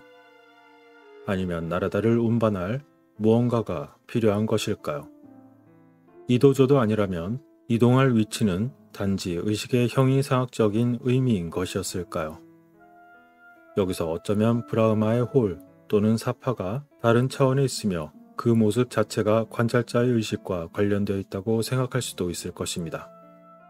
다소 어려운 표현이지만 모든 사물의 모습은 항상 의식과 관련이 있습니다. 그리고 물질을 겉으로 볼 때 그 견고함은 시간의 순환을 통해서 하강함에 따라 밀도가 점점 증가한다고 볼 수 있습니다. 이런 내용은 마하바라타의 내용에서 그 해석이 많이 다를 수 있지만 일반적으로 해석할 때 다음과 같은 내용도 전하고 있었습니다. 사파는 어떤 기둥에 의해서 지지되는 곳이 아닙니다. 그것은 영원하고 쇠퇴하지 않는 곳입니다. 그것은 달과 태양과 활활 타오르는 불꽃을 넘어 스스로 빛나는 빛입니다. 그리고 천국의 지붕에서 나오는 빛은 마치 해를 밝히는 것처럼 빛나는 빛입니다. 라고 말이죠. 여기서 나오는 스스로 타오르며 빛나는 것은 우리가 자연적으로 반사된 빛으로 알고 있는 것과는 상당히 다르다는 의미로 해석할 수도 있습니다. 이야기에서 나라다는 브라흐마의 사파에 대한 설명으로 태양을 언급하고 있지만 내용상으로는 태양이 나라다를 바로 그 장소로 이동시켰던 것이죠. 유명한 네덜란드 인도학자인 번 바이전에는 브라흐마의 홀 또는 집회소를 세계 수호자의 전당으로 번역하기도 했습니다.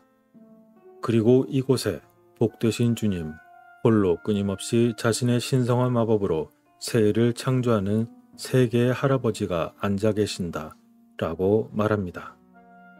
여기에서 신성한 마법이라는 표현은 종종 산스크리트어에서 마야를 의미하는 데 사용합니다. 실제로 고대 문자인 데바나라기 산스크리트어는 왼쪽에서 오른쪽으로 쓰는 분절쓰기의 유형으로 인도 아대륙에서 사용되었습니다. 거기서 이것이 발음상 디마비로 쓰였으므로 신에 대한 단어 디바와 마야를 합친 단어라고 볼 수도 있습니다. 마야라는 단어는 학자들에게 종종 오해를 받는 경우도 있습니다. 마야는 단순한 환상적인 의미가 아니며 측정하다, 제한하다 또는 형태를 부여하거나 측정하는 것을 의미하는 동사어근 마에서 파생된 창조적인 힘입니다. 또한 산스크리트어 디바조차도 혼란을 일으킬 수 있는데 디바의 어원은 빛나다 라는 디브에서 빛나는 자, 신, 천상의 존재, 빛을 주는 자, 주거지 또는 구체를 의미하고 이것은 바로 내면에 반사되지 않는 빛, 즉 다시 말해서 빛의 존재이기 때문입니다. 이처럼 시간이 지남에 따라 산스크리트어 단어를 번역할 때 겪는 어려움과 또한 시간이 지남에 따라 의미가 어떻게 변했는지 설명하기 위해서 사파를 예로 들어보겠습니다. 이 단어는 오래된 비딕 산스크리트어인 리그웨이다에서 다음을 의미하는 데 사용되었습니다. 리그웨이다 즉 리그베다라고 부르기도 하는 신성한 고대 힌두교 경전 문서에 대한 만들어진 시기는 알 수 없습니다.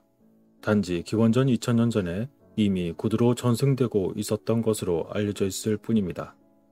그러한 상태에서 마하바라타가 쓰여질 무렵 기원전 900년에서 서기 400년 사이의 기간에서 사파라는 단어가 공개 회의 장소, 큰 강당, 궁전, 왕 또는 정의의 법정, 의회 회의실, 그리고 도박장 등을 의미하는 것으로 바뀌었습니다. 따라서 사파바바에 있는 천상의 신이며 빛의 존재를 의미하는 디바스의 거처에 대한 묘사로서 세계 수호자의 전당으로 번역하였던 것입니다. 그런데 말입니다. 고대 초기 시대의 리그웨이다 또는 리그베다라는 이 단어는 물리적 구조를 의미하는 것이 아니라 의식 상태에 의해 스스로 끊임없이 정렬되는 존재의 집합체를 설명하는 것으로 보인다는 점입니다. 이 경우 순간적으로 또 다른 형언할 수 없는 모습으로 끊임없이 변모하는 이유는 무엇일까요? 그것은 적어도 인간의 제한된 오감에 대한 인식 속에서 그것을 경험하는 것처럼 물질적으로 단단한 견고함이 없기 때문이라고 볼 수 있을 것입니다. 따라서 결론은 이 고대 문서를 전해준 최초의 사람이 다른 차원에서 온 존재, 즉 고체가 아닌 존재이자 내부로부터 몸이 빛나는 존재, 그리고 결국 신이라고 불리게 된 빛나는 이라는 단어로 불리게 되는 존재를 그 최초로 전해준 사람이 보았다고 결론을 내릴 수 있습니다. 이후 오랜 시간이 흐르고 현재에 이르는 우리가 이러한 존재의 형태조차 볼 수 없는 이유는 과연 무엇일까요?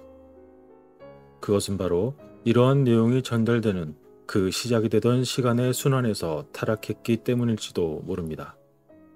게다가 점차 우리의 인식은 우리의 의식과 함께 돌연변이처럼 변하고 때문에 마하바рат에서 하누만이 비마에게 말한 것처럼 우리는 이러한 존재의 형태조차 볼 수 없었을 것입니다.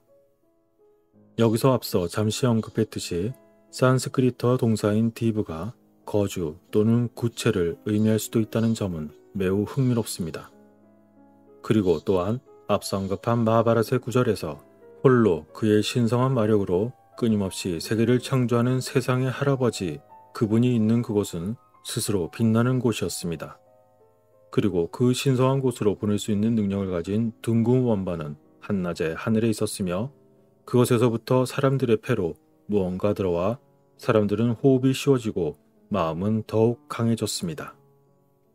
한편 고대 이집트에서는 지구상의 생명들을 위해 대기의 조건을 수용하는 데 사용되는 원반을 제어하는 신을 묘사하고 있습니다.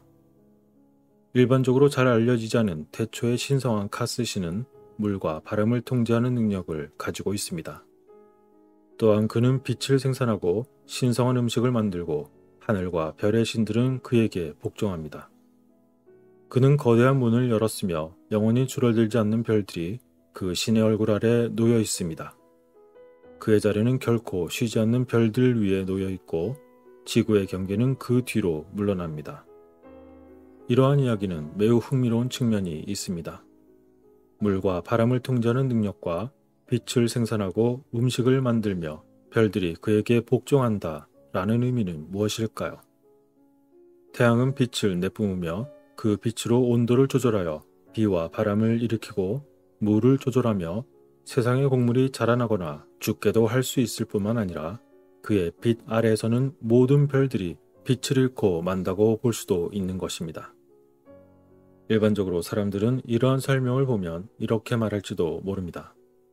그것은 단지 오래전 사람들이 과학적으로 무지하기 때문에 태양을 그들의 신으로 숭배했을 뿐이라고 말이죠. 게다가 오늘날 우리는 고고학자들과 종교 지도자들이 신봉하는 수용된 교리에 의해서 제한된 사고에 익숙해져 있습니다. 하지만 이러한 내용들과 앞으로 드러날 더 많은 내용을 알게 된다고 가정해 본다면 어쩌면 이야기는 달라질지도 모릅니다. 아주 멀고 먼 미래, 어쩌면 오지 못할지도 모르는 어느 날, 만약에 우리가 실제로 어떤 행성을 만들 수 있는 단계까지 이르렀다고 가정해 봅니다. 우리는 정성들여 만든 한 행성 또는 하나의 땅에 생명의 씨앗을 뿌리고 그 생명들이 자라나 우리를 숭배하고 있는 행동을 관찰하는 데 익숙해질 정도로 매우 기술적으로 발전된 문명을 이루었다고 말이죠. 그렇다면 우리는 우리가 정성 들여 만든 땅과 생명을 보호하기 위해서 어떤 장치를 해놓지 않을까요? 물론 이것은 인간의 사고 수준에서 생각하는 것이지만 우리가 생각하는 신급의 수준에 도달한다면 헤아릴 수 없는 드높은 안배가 깔려 있을 것입니다. 이런 다소 황당한 내용을 이해하려면 해방되고 열린 마음의 렌즈를 통해서 스스로 생각해보고 모든 가능성을 짚어보아야 할지도 모릅니다. 하지만 분명한 것은 인류가 자신이 나아가는 문에서 맨 처음으로 본 것은 바로 태양이었습니다. 그리고 오늘 이야기 앞부분에서 잠시 언급한 위대한 현자 나라다가 수리아에 의해서 브라흐마의 사파로 끌려간 경험은 마치 일종의 차원의 시간 포털처럼 보이기도 합니다. 그리고 과거부터 현재에 이르기까지 세상의 많은 목격자들은 미확인 물체가 하늘에서 갑자기 사라지는 것을 보았습니다. 또한 이집트에서는 백성을 지켜보는 천국의 눈이 있다고 말합니다. 그런 눈처럼 여겨지는 둥그런 원반은 라의 살아있는 영혼, 노을산의 황소 또는 노을산의 사자라고 불렸습니다. 따라서 어쩌면 우리는 잘못된 방법으로 외계인을 찾고 있는지도 모릅니다. 우리가 태양 숭배에 대한 고대 설명에서 실제로 알 수 있는 것은 날씨를 조절한 생명과 관련 있는 원반이었습니다. 이것은 현대에 와서 하프 시설 그리고 하늘에 뿌려대는 캠트레일처럼 지구대기에서 발생하는 광대한 복사 스펙트럼을 변경하는 기술로 보일 수도 있습니다. 하지만 어쩌면 태양은 단순히 신으로 여겨지는 고대 숭배의 대상만은 아니었을지도 모릅니다. 태양은 우주 저 멀리 존재하는 행성이 아니라 하늘에 매달려 있는 생명에 관여하는 원반인 것이었을까요? 또는 인간이 살기 좋은 대기권을 유지하기 위한 하늘 위의 거대한 배 또는 거대한 고대의 인공위성이었을까요? 아니면 과학에서 말하는 것처럼 현대 교과서의 내용에서 말하듯 우주 은하계 속에 존재하며 우리가 살고 있는 지구를 자신의 주변에서 빙빙 돌리고 있는 태양계의 주인인 것일까요? 진실이 그 무엇이든 간에 고대로부터 사람들은 위의 하늘에서 이 태양을 보는 한 스스로 안전하다고 느꼈습니다. 그리고 태양은 지구상의 생명체를 가능하게 했으며 태양 없이는 대기에서 생명체가 살기를 바랄 수 없습니다. 현대 교육을 받은 사람이라면 누구나 당연한 지식처럼 생각하고 있는 우주라는 거대한 세계에서 우리에게만은 너무나 중요해 보이는 태양. 우리가 살고 있는 이 땅이 자연적으로 만들어진 것이든 또는 어떤 초월적인 절대적인 존재에 의해서 창조된 것이든 우리가 현재까지 살고 있는 이 땅에서 아주 먼 옛날 진정한 태양의 모습이 무엇이었든 간에 태초의 새로운 땅을 성공적으로 유지하기 위해서 태양은 필수품이었음에 틀림없었을 것입니다.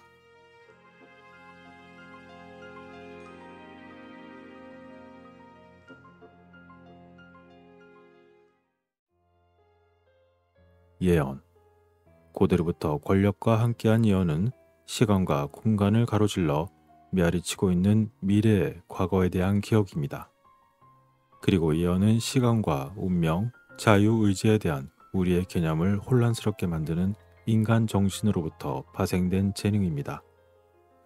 미래는 고대로부터 꿈과 마약, 종교적인 깨달음, 그리고 마법의 의식 및 멘트 예술을 통해 우리에게 드러나곤 했습니다. 그러나 예언에서 예측된 이벤트가 발생하지 않는다면 보는 사람이 심령적 현상을 잘못 해석했거나 또는 환각을 보고 있는 것이라고 할 수 있습니다.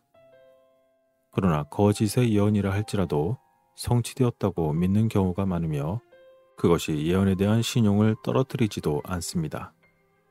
사실 많은 주요 사건이 놀라울 정도로 매우 정확하게 예언되었다고 보여주는 경우도 많았었습니다. 따라서 예언은 역사의 흐름에 매우 강력한 영향을 미쳤던 것이었죠. 알렉산더 대왕과 율리우스 등 많은 위인들이 그리고 아우구스투스 카이사르와 조지 원시턴 등은 예언의 재능을 받기도 했습니다. 수백 명의 고대 그리고 현대 선지자들이 그들의 시연에 대해 설명했습니다.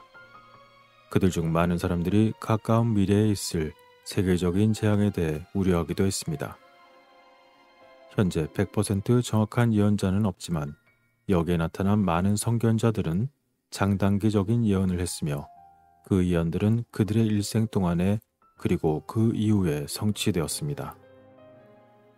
이 환상가들의 확고한 신뢰를 고려할 때 임박한 운명에 대한 그들의 경고는 우리의 세심한 주의를 기울일 만한 가치가 있었습니다. 시대의 징조를 알고 위대한 사건이 그들 앞에 드러워진 그림자를 인식하는 것이 우리에게 과연 어떠한 의미를 가지는 걸까요? 예언은 때론 우리 중 일부를 위험에서 벗어나도록 인도할 수도 있는 것일까요? 세상에 많은 예언들이 존재하지만 그것들 중 성취되거나 또는 무효화가 되기까지 남아있는 시간이 많지는 않은 것 같습니다. 경고의 귀를 기울이고 일부 재난을 예방하기에 너무 늦지 않았을 수도 있습니다. 사건의 결과는 너무 늦지 않은 한 올바른 행동으로 수정할 수도 있습니다. 그러나 예언은 오해되고 오용될 수도 있으며 우리가 기대하는 방식은 아닐지라도 역사적으로 부분적으로는 효과적인 적도 많았던 적이 있었습니다. 이러한 과거 원시 사제들로부터 이루어진 예언의 본격적인 이야기를 고대의 신탁에서부터 시작해 보겠습니다. 아폴로의 델포이 신탁. 도도나의 그리스 신탁과 아폴론의 바라는 그 시대의 복음이었고 수세기 동안 그리스와 로마의 역사의 흐름을 인도했습니다. 델포이 신탁은 파르나수스 산에 있었습니다. 그곳에서 피티아라고 하는 처녀 여사제들은 신성한 월계수 잎을 씻고 땅의 배꼽인 온팔로스에서 흘러나오는 신성한 샘이었던 카소티스에서 물을 마시는 등 그들에 대한 정교한 의식이 이루어지는 동안 그들은 황홀한 경지에서 예언을 했습니다. 그리고 처녀 여사제인 피티아는 아티돈 동굴의 균열 위 삼각대에 앉았습니다. 그리고 그녀들은 심연에서 올라오는 증기를 들이마셨던 것이었습니다. 그런데 그 연기는 그들에게 매우 황홀함을 유발했고 그들은 신탁의 메시지를 말하기 시작합니다. 그리고 메시지는 수행사제를 통해 번역이 되어 신탁을 기다리는 자들에게 다시 전달이 되는 것이었습니다. 이에 대하여 소크라테스는 다음과 같이 말했습니다. 이러한 예언은 광기와 비슷하지만 그것은 하늘의 특별한 선물이며 인간에게 내려진 가장 큰 축복의 근원이다.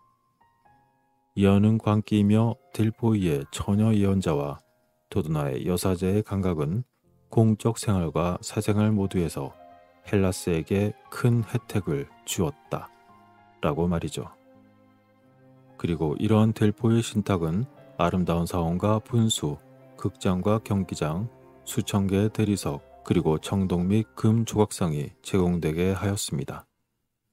또한 이 외에도 정교한 솜씨의 많은 다른 선물들과 함께 아폴로와 그에 관련된 신탁을 숭배하고 감사하는 간청자들의 선물로 풍성했습니다.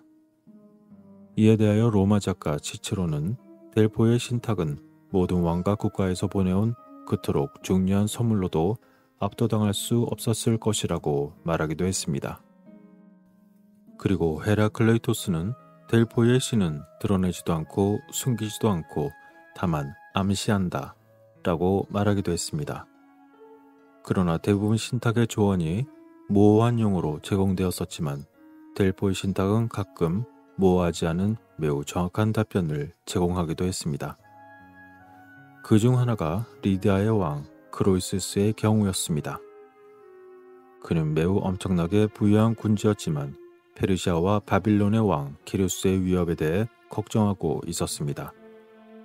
그래서 크로이시스 왕은 신성한 조언을 구하면서 당대 가장 저명한 곳에서 몇 가지 신탁을 시험했습니다.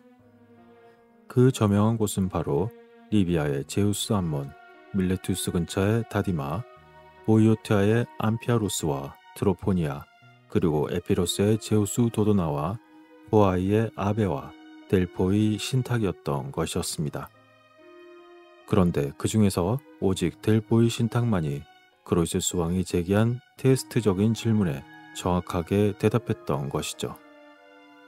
크로이수스 왕이 사르디스를 떠난 지 100일째 되는 날인 쿼리의 순간에 그가 무엇을 하고 있었습니까? 라는 질문에 여사제인 피티아는 이렇게 대답했습니다.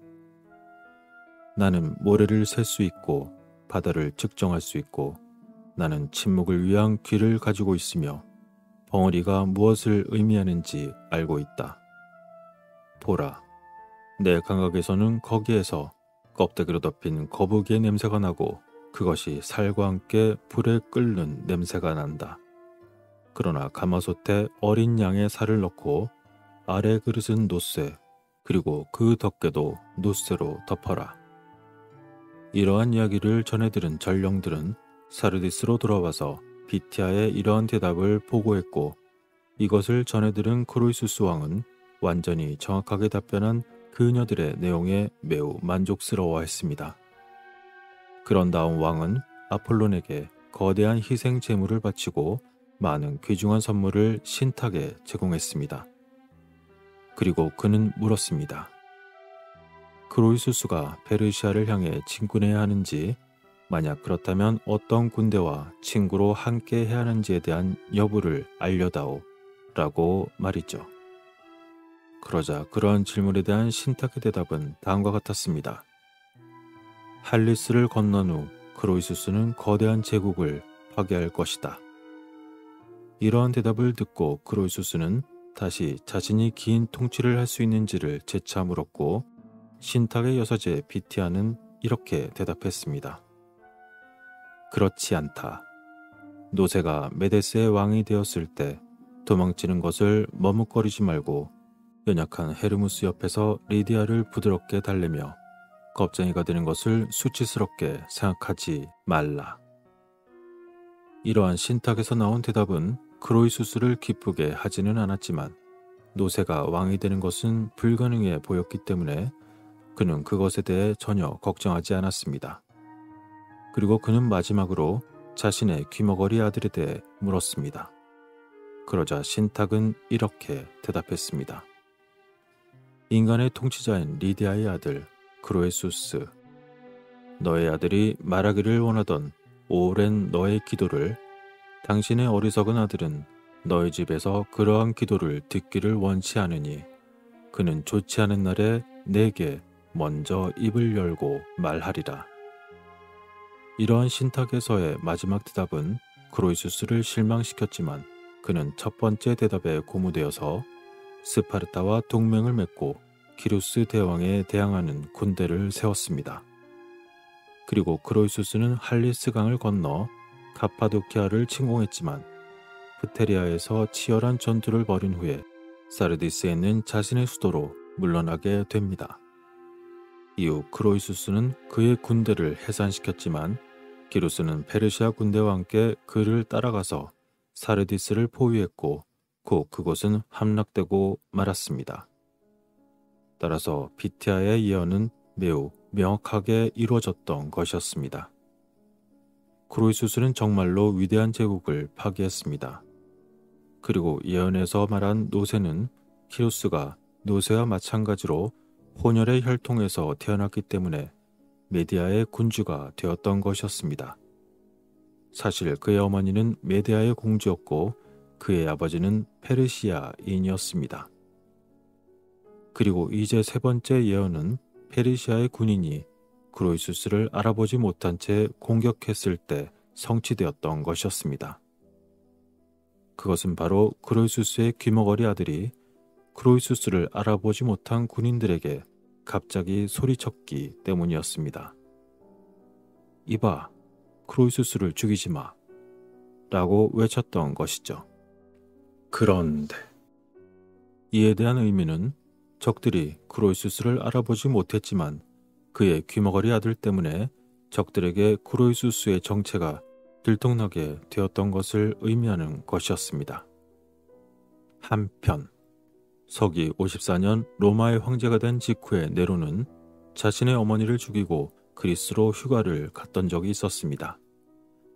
그리고 그가 그곳에서 델포이의 신탁을 방문했을 때 여사제 비티아는 네로에게 화를 내며 소리쳤습니다. 여기에 있는 당신의 존재 자체가 당신이 찾고 있는 신을 모욕하고 있다. 돌아가라, 네로여, 존속 살해자여. 그리고 숫자 73은 당신이 몰락할 시간을 의미할 것이다. 라고 말이죠. 그러자 화가 난 네로는 여사제인 피티아를 성스러운 동굴에 산채로 묻었고 그곳에 수족이 잘린 신전 사제들의 시신도 함께 묻었습니다. 그리고 네로는 73이란 숫자가 자신의 죽음의 나이가 될 것이라고 당시 생각하고 있었습니다. 그때 그의 나이는 겨우 30살이었으므로 그는 그것에 대해 먼 미래의 일이라고 생각하며 전혀 걱정하지 않았습니다. 그러나 실제로는 서기 68년에 네로의 뒤를 이을 당시 73세였던 갈바와 관련된 숫자였던 것을 당시의 네로는 알지 못했던 것이었습니다. 그리고 또 다른 이야기에서 로마 제국을 통치하기 전에 하드리아누스는 델포의 신탁을 방문하여 신성한 셈이었던 카소티스에서 물을 마셨습니다. 그리하여 그는 자신의 운명을 직접 신탁을 통해 들었던 것이었습니다. 그리고 그 후 하드리아누스는 자신이 왕위에 오른 후에 다른 사람이 자신이 신탁을 받은 것처럼 같은 곳에서 동일한 신탁을 얻지 못하도록 신성한 셈이었던 카소티스를 막으라고 명령했습니다. 하지만 줄리안 황제는 모든 사람들이 그것을 사용할 수 있어야 한다고 믿었기 때문에 그의 재위 기간 동안 하드리아누스로 인해서 막힌 것을 다시 제거했습니다. 그리고 그는 이렇게 말했습니다. 아폴로의 신탁을 통해 문명의 상당 부분이 생겨난 것은 그들이 신들의 조언을 지키는 사람들을 위해 현명하게 규제한 정치와 종교의 영역에서 신들의 뜻을 드러냈기 때문이다. 라고 말이죠. 이러한 여러 신통한 일들이 있었던 델포의 신탁은 데오도시우스 황제가 신전을 폐쇄한 서기 390년까지 지속되었습니다. 그러나 결국 그의 후계자인 아르카디우스가 그것을 파괴하고 말았던 것이었습니다. 이처럼 고대의 신탁과 관련된 유명한 곳이 여러 곳이 있었으나 효능이 없는 곳도 있었고 실제로 의미 있는 대답을 들을 수 있었던 곳도 있었던 것으로 보였습니다. 과연 당시의 신탁은 어떠한 신비한 힘을 가지고 있었던 것일까요?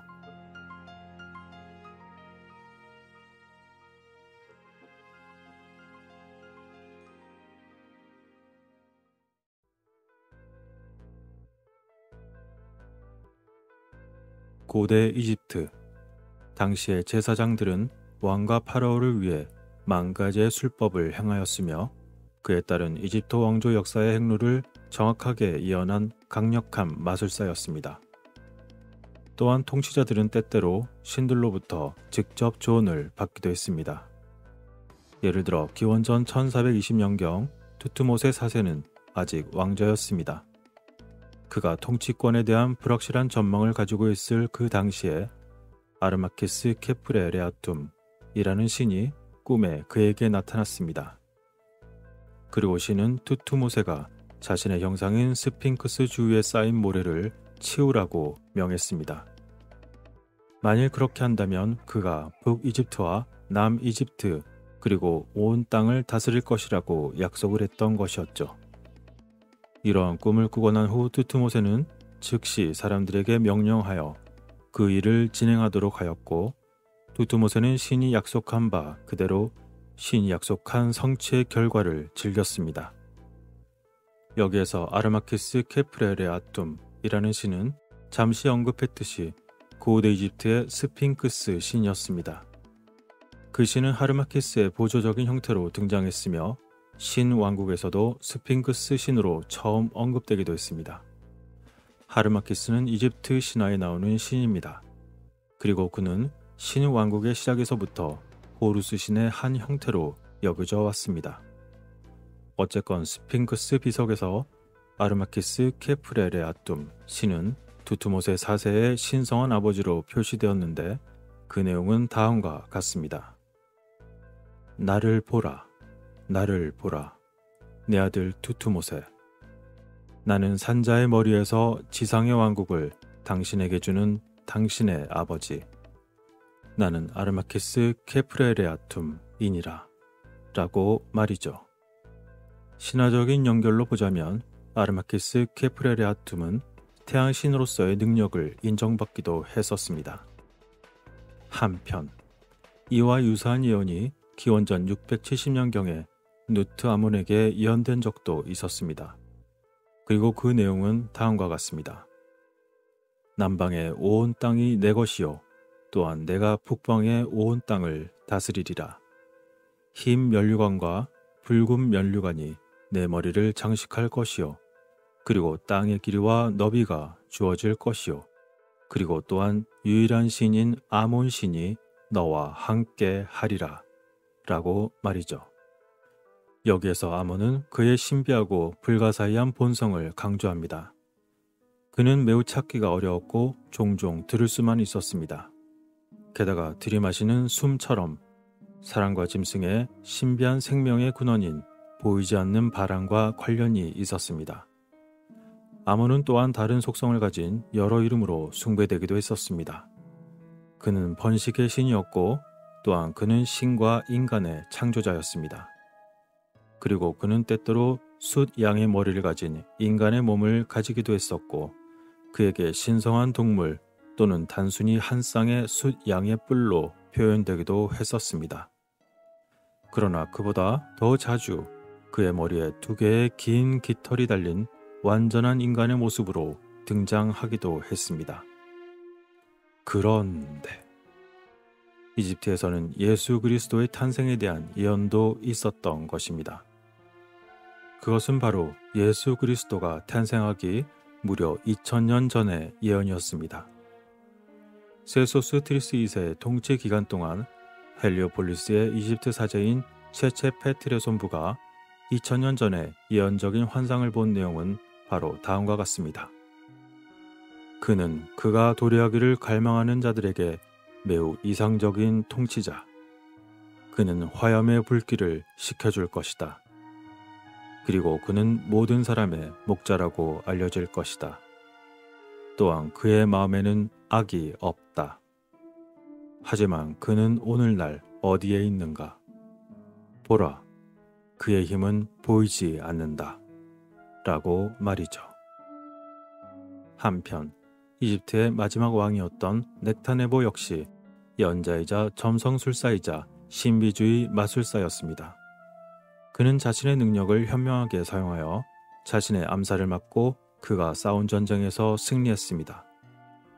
그러나 맙소사. 결국 그는 신들이 그의 마법 작업에 더 이상 협력하지 않을 것임을 미리 알게 되었습니다. 따라서 그는 매우 현명하게 퇴위하고 이집트를 떠나 마케도니아로 갔던 것이었습니다. 그가 도착한 마케도니아에서 그는 자신의 능력을 드러내어 점성술사로서 매우 좋은 평판을 얻었습니다. 그리고 한때 그는 올림피아가 알렉산더를 임신하는 동안 필립 왕의 자문 역할을 받기도 했습니다. 넥타네보는 탄생의 가장 상스러운 순간을 위해 출생의 운세를 만들어 주었습니다. 그리고 그는 올림피아에게 자신이 지정한 그 출생의 시간까지 절대로 아이가 태어나도록 내버려 두어서는 안 된다고 매우 엄중하게 조언했던 것이었습니다. 그리고 마침내 그가 지정한 운명의 시간이 다가올 때까지 견디며 참던 올리비아는 운명의 시간이 되자 출산을 위한 고통을 기꺼이 받아들였습니다. 바로 그때 온 세상의 땅이 흔들리고 하늘이 번개와 함께 찢어졌으며 천둥은 그 탄생의 사건에 대한 경례를 하는 듯 우주의 북을 울리는 소리처럼 매우 요란하게 울려 퍼졌습니다. 그리고 아기가 태어나 첫 울음을 터뜨리자 넥타네보는 다음과 같이 발표했습니다. 여왕이여, 이제 당신은 세상의 권세자를 낳았도다 라고 말이죠. 그런데 이뿐만이 아니었습니다. 올림피아 여왕과 필립 왕이 신혼부부로 만나기 전날 밤 또한 꿈을 꾸게 됩니다. 그 꿈에서 올림피아는 자신의 자궁에서 우레와 같은 충돌과 함께 번개가 뿜어져 나오는 꿈을 꾸었던 것이었죠. 자신의 자궁에서 뻗어져 나온 번개불은 그곳에서 뿜어져 나오면서 사방으로 그 불꽃이 번졌고 그리고 나서 점차 희미해졌습니다. 게다가 필립 왕도 그녀가 잉태하기 전에 꿈을 꾸었는데 그 자신이 아내의 자궁을 사자 형상으로 봉인하는 그러한 내용의 꿈을 꾸었던 것이었습니다. 텔레무스의 현자 아리스탄더는 이러한 꿈이 의미하는 것이 올림피아가 임신했음을 알리는 태몽으로 해석했습니다. 왜냐하면 당시 사람들은 아무것도 없는 빈 것을 봉인하는 법이 없었기 때문이었으며 그녀가 낳은 아들은 사자가 상징하는 것처럼 매우 용감할 것이라고 생각했던 것입니다. 이러한 의미심장한 꿈과 함께 탄생한 알렉산더는 자신이 살아가는 동안 발생하는 많은 일들과 관련한 많은 예언적인 꿈을 꾸기도 했습니다. 그 중에서도 그의 가장 유명한 꿈은 그가 타이어 도시를 포위할 때 일어났습니다. 어느 날 알렉산더는 방패 위에서 춤을 추는 사티아인을 잡는 꿈을 꾸었습니다. 이러한 꿈에 대하여 현자 아리스탄더는 타이어는 당신의 것이다 라는 의미인 그리스어 사티로스의 약어로 해석을 했던 것이었습니다. 그리고 7개월간의 포위 끝에 그의 꿈은 드디어 이루어졌습니다. 당시 알렉산더는 그의 꿈에서 헤라클레스가 타이어 성벽에서 손을 내밀어 자신을 부르고 있는 꿈을 꾸었던 것이었죠. 이렇게 영감을 얻은 알렉산더는 다음날 그 도시에서 승리하고 말았던 것이었습니다. 한편 알렉산더의 친구 프톨레마이오스가 전투에서 독화살에 부상을 입었고 죽음이 임박한 것처럼 보였던 적이 있었습니다. 그런데 바로 그러한 시기에 알렉산더는 또 하나의 예언적인 꿈을 꾸었습니다. 그의 아내가 이상한 식물의 뿌리를 물고 있는 물고기에게 먹이를 주는 것을 보고 있는 꿈을 꾸었던 것이었습니다. 그 물고기는 알렉산더에게 이상한 식물들이 있는 곳을 보여주었습니다. 그리고 이러한 꿈을 꾼 후에 알렉산더가 깨어났을 때 그는 그 식물을 찾아 프톨레마이오스에게 그 식물을 복용시켰습니다. 그러자 그는 정말 기적처럼 회복했고 이후에 그는 이집트의 파라오가 되었습니다. 그리고 한편 이집트를 정복한 당시 알렉산더는 알렉산드리아라고 불리는 거대한 도시를 건설하기를 원했던 적이 있었습니다. 그리고 또다시 그는 꿈에서 고대 현자가 파로스를 언급하는 호머의 글에서 특정 구절을 인용하는 예언적인 꿈을 꾸었던 것이었습니다. 이후 알렉산더는 파로스로 재빨리 갔는데 그랬더니 그곳에서 매우 뛰어난 장점을 지니고 마음에 드는 훌륭한 부지를 찾았던 것이었습니다. 그곳이 너무나 마음에 들었던 알렉산더는 도시를 부지에 맞게 설계하도록 명령했습니다. 당시 마케도니아인들은 분필이 없었기 때문에 그 지역을 보리로 대신 표시하여 해당 부지에 구역을 만들고 설계했습니다. 그런데 갑자기 온갖 종류의 무수한 새떼가 그것으로 날아왔던 것이었습니다. 그리고는 새들이 각자 보리 하나를 먹어치워버렸던 것이었죠. 이렇게 갑자기 일어난 놀라운 징조는 알렉산더를 혼란에 빠뜨렸습니다. 그러나 그의 예언자는 그에게 장차 알렉산드리아가 모든 인종에서 나올 수 있는 위대한 사람들을 돌보는 곳이 될 것임을 의미한다고 말했습니다. 그리고 이후에 알렉산드리아에 있는 도서관은 고대 세계에서 가장 큰 도서관이 되었던 것이었습니다. 이처럼 고대 이집트로부터 알렉산더에 이르기까지 수많은 예언 관련 이벤트들이 있었으나 오늘은 그 중에서 극히 일부를 말씀드렸습니다. 세세한 모든 예언들을 짚고 넘어가려면 남은 이야기가 진행이 안 되는 관계로 줄기에서 중요한 부분만 언급하였습니다. 오늘 이야기에서처럼 역사적인 예언들과 관련된 꿈들은 과연 정말로 미래를 예측하는 미지의 정보였던 것이었을까요? 아니면 단순한 우연이었을 뿐일까요?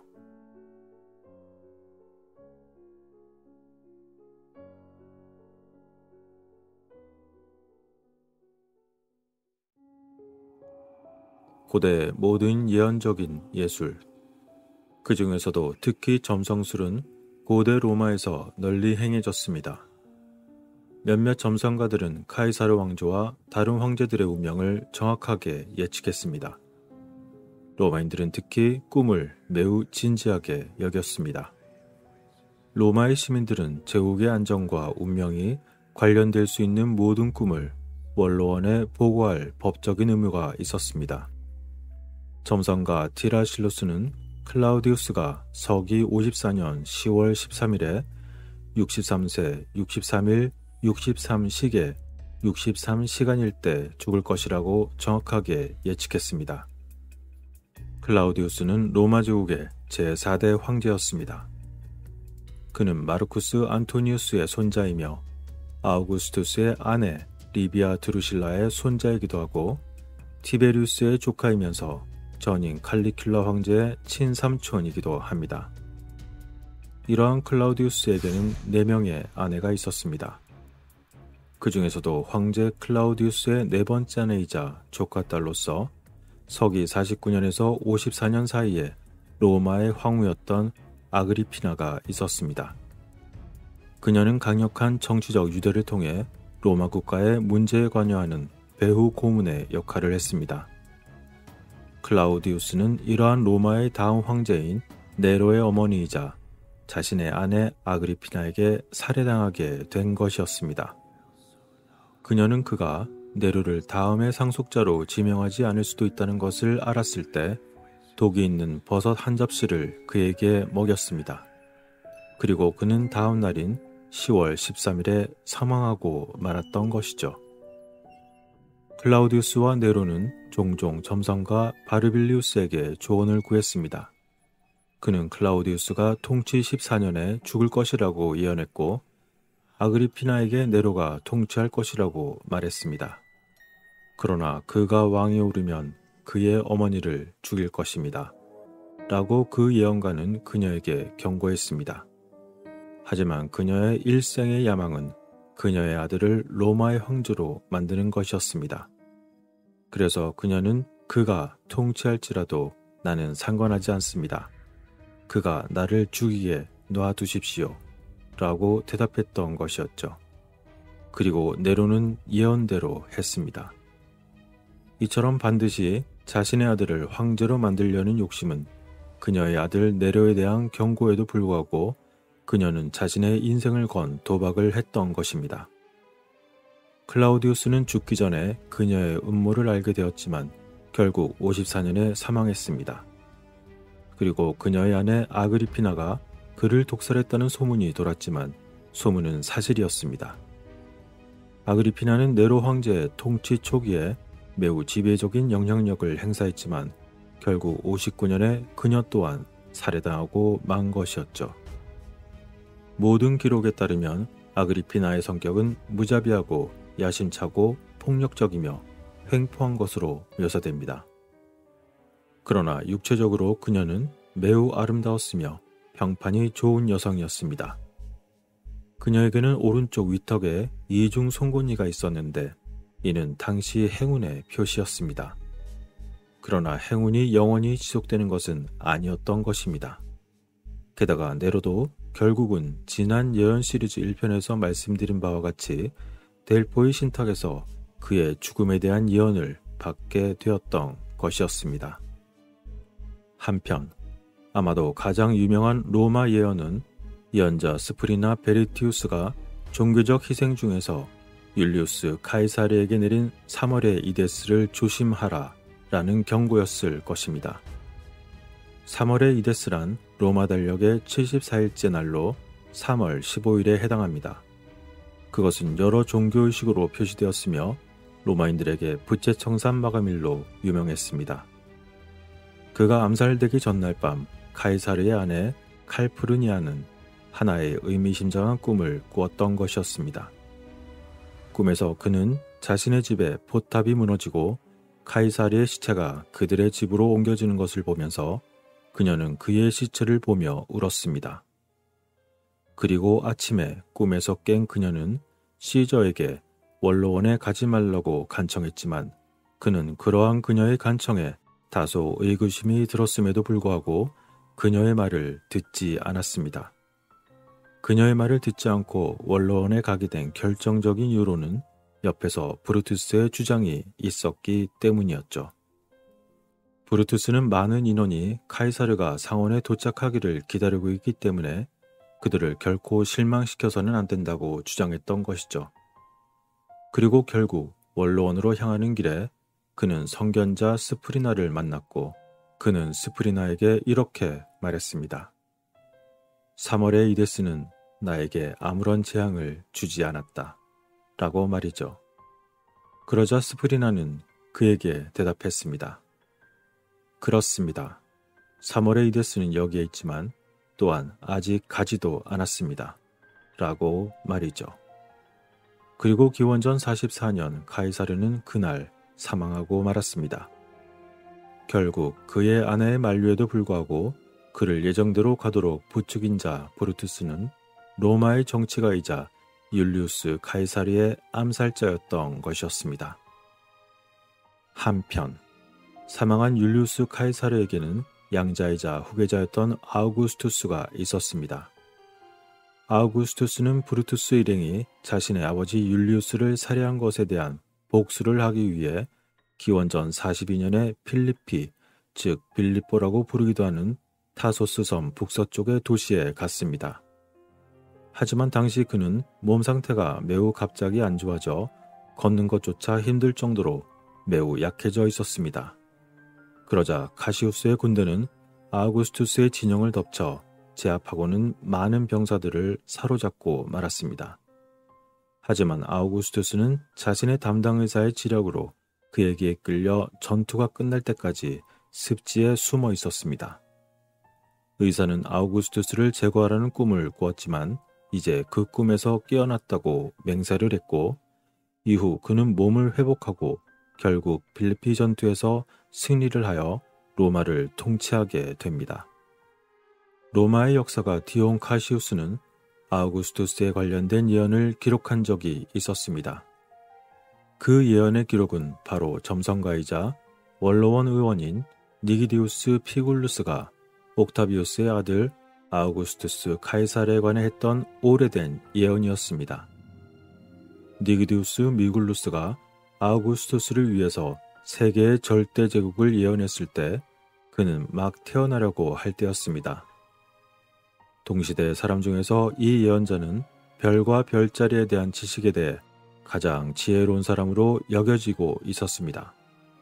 그러한 그가 옥타비우스가 자신의 아들의 탄생으로 인해 퀴리아에 도착하는 것이 다소 늦어진 것을 보고 그에게 왜 그렇게 늦어졌는지를 물었습니다. 그는 그 이유를 듣고는 다음과 같이 발표했습니다. 당신은 우리에게 주인을 주셨습니다. 라고 말이죠.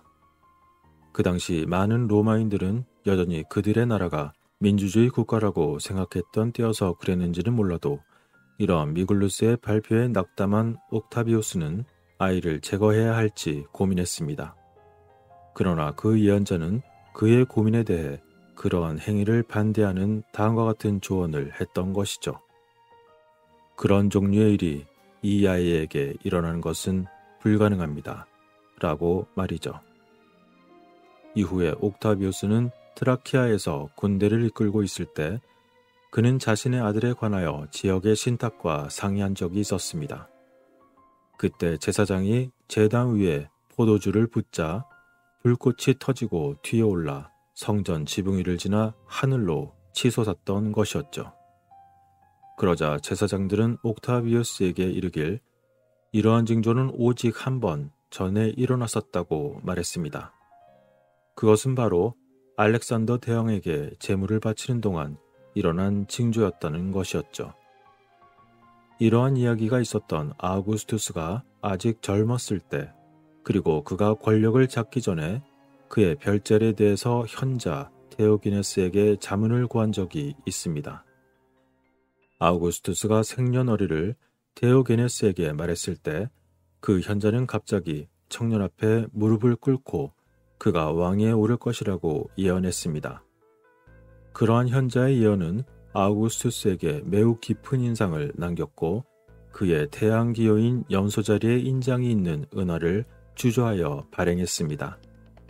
그리고 아우구스투스는 그의 큰 행운에 대한 감사를 표현하기 위해 평화의 사원을 지었던 것이었습니다.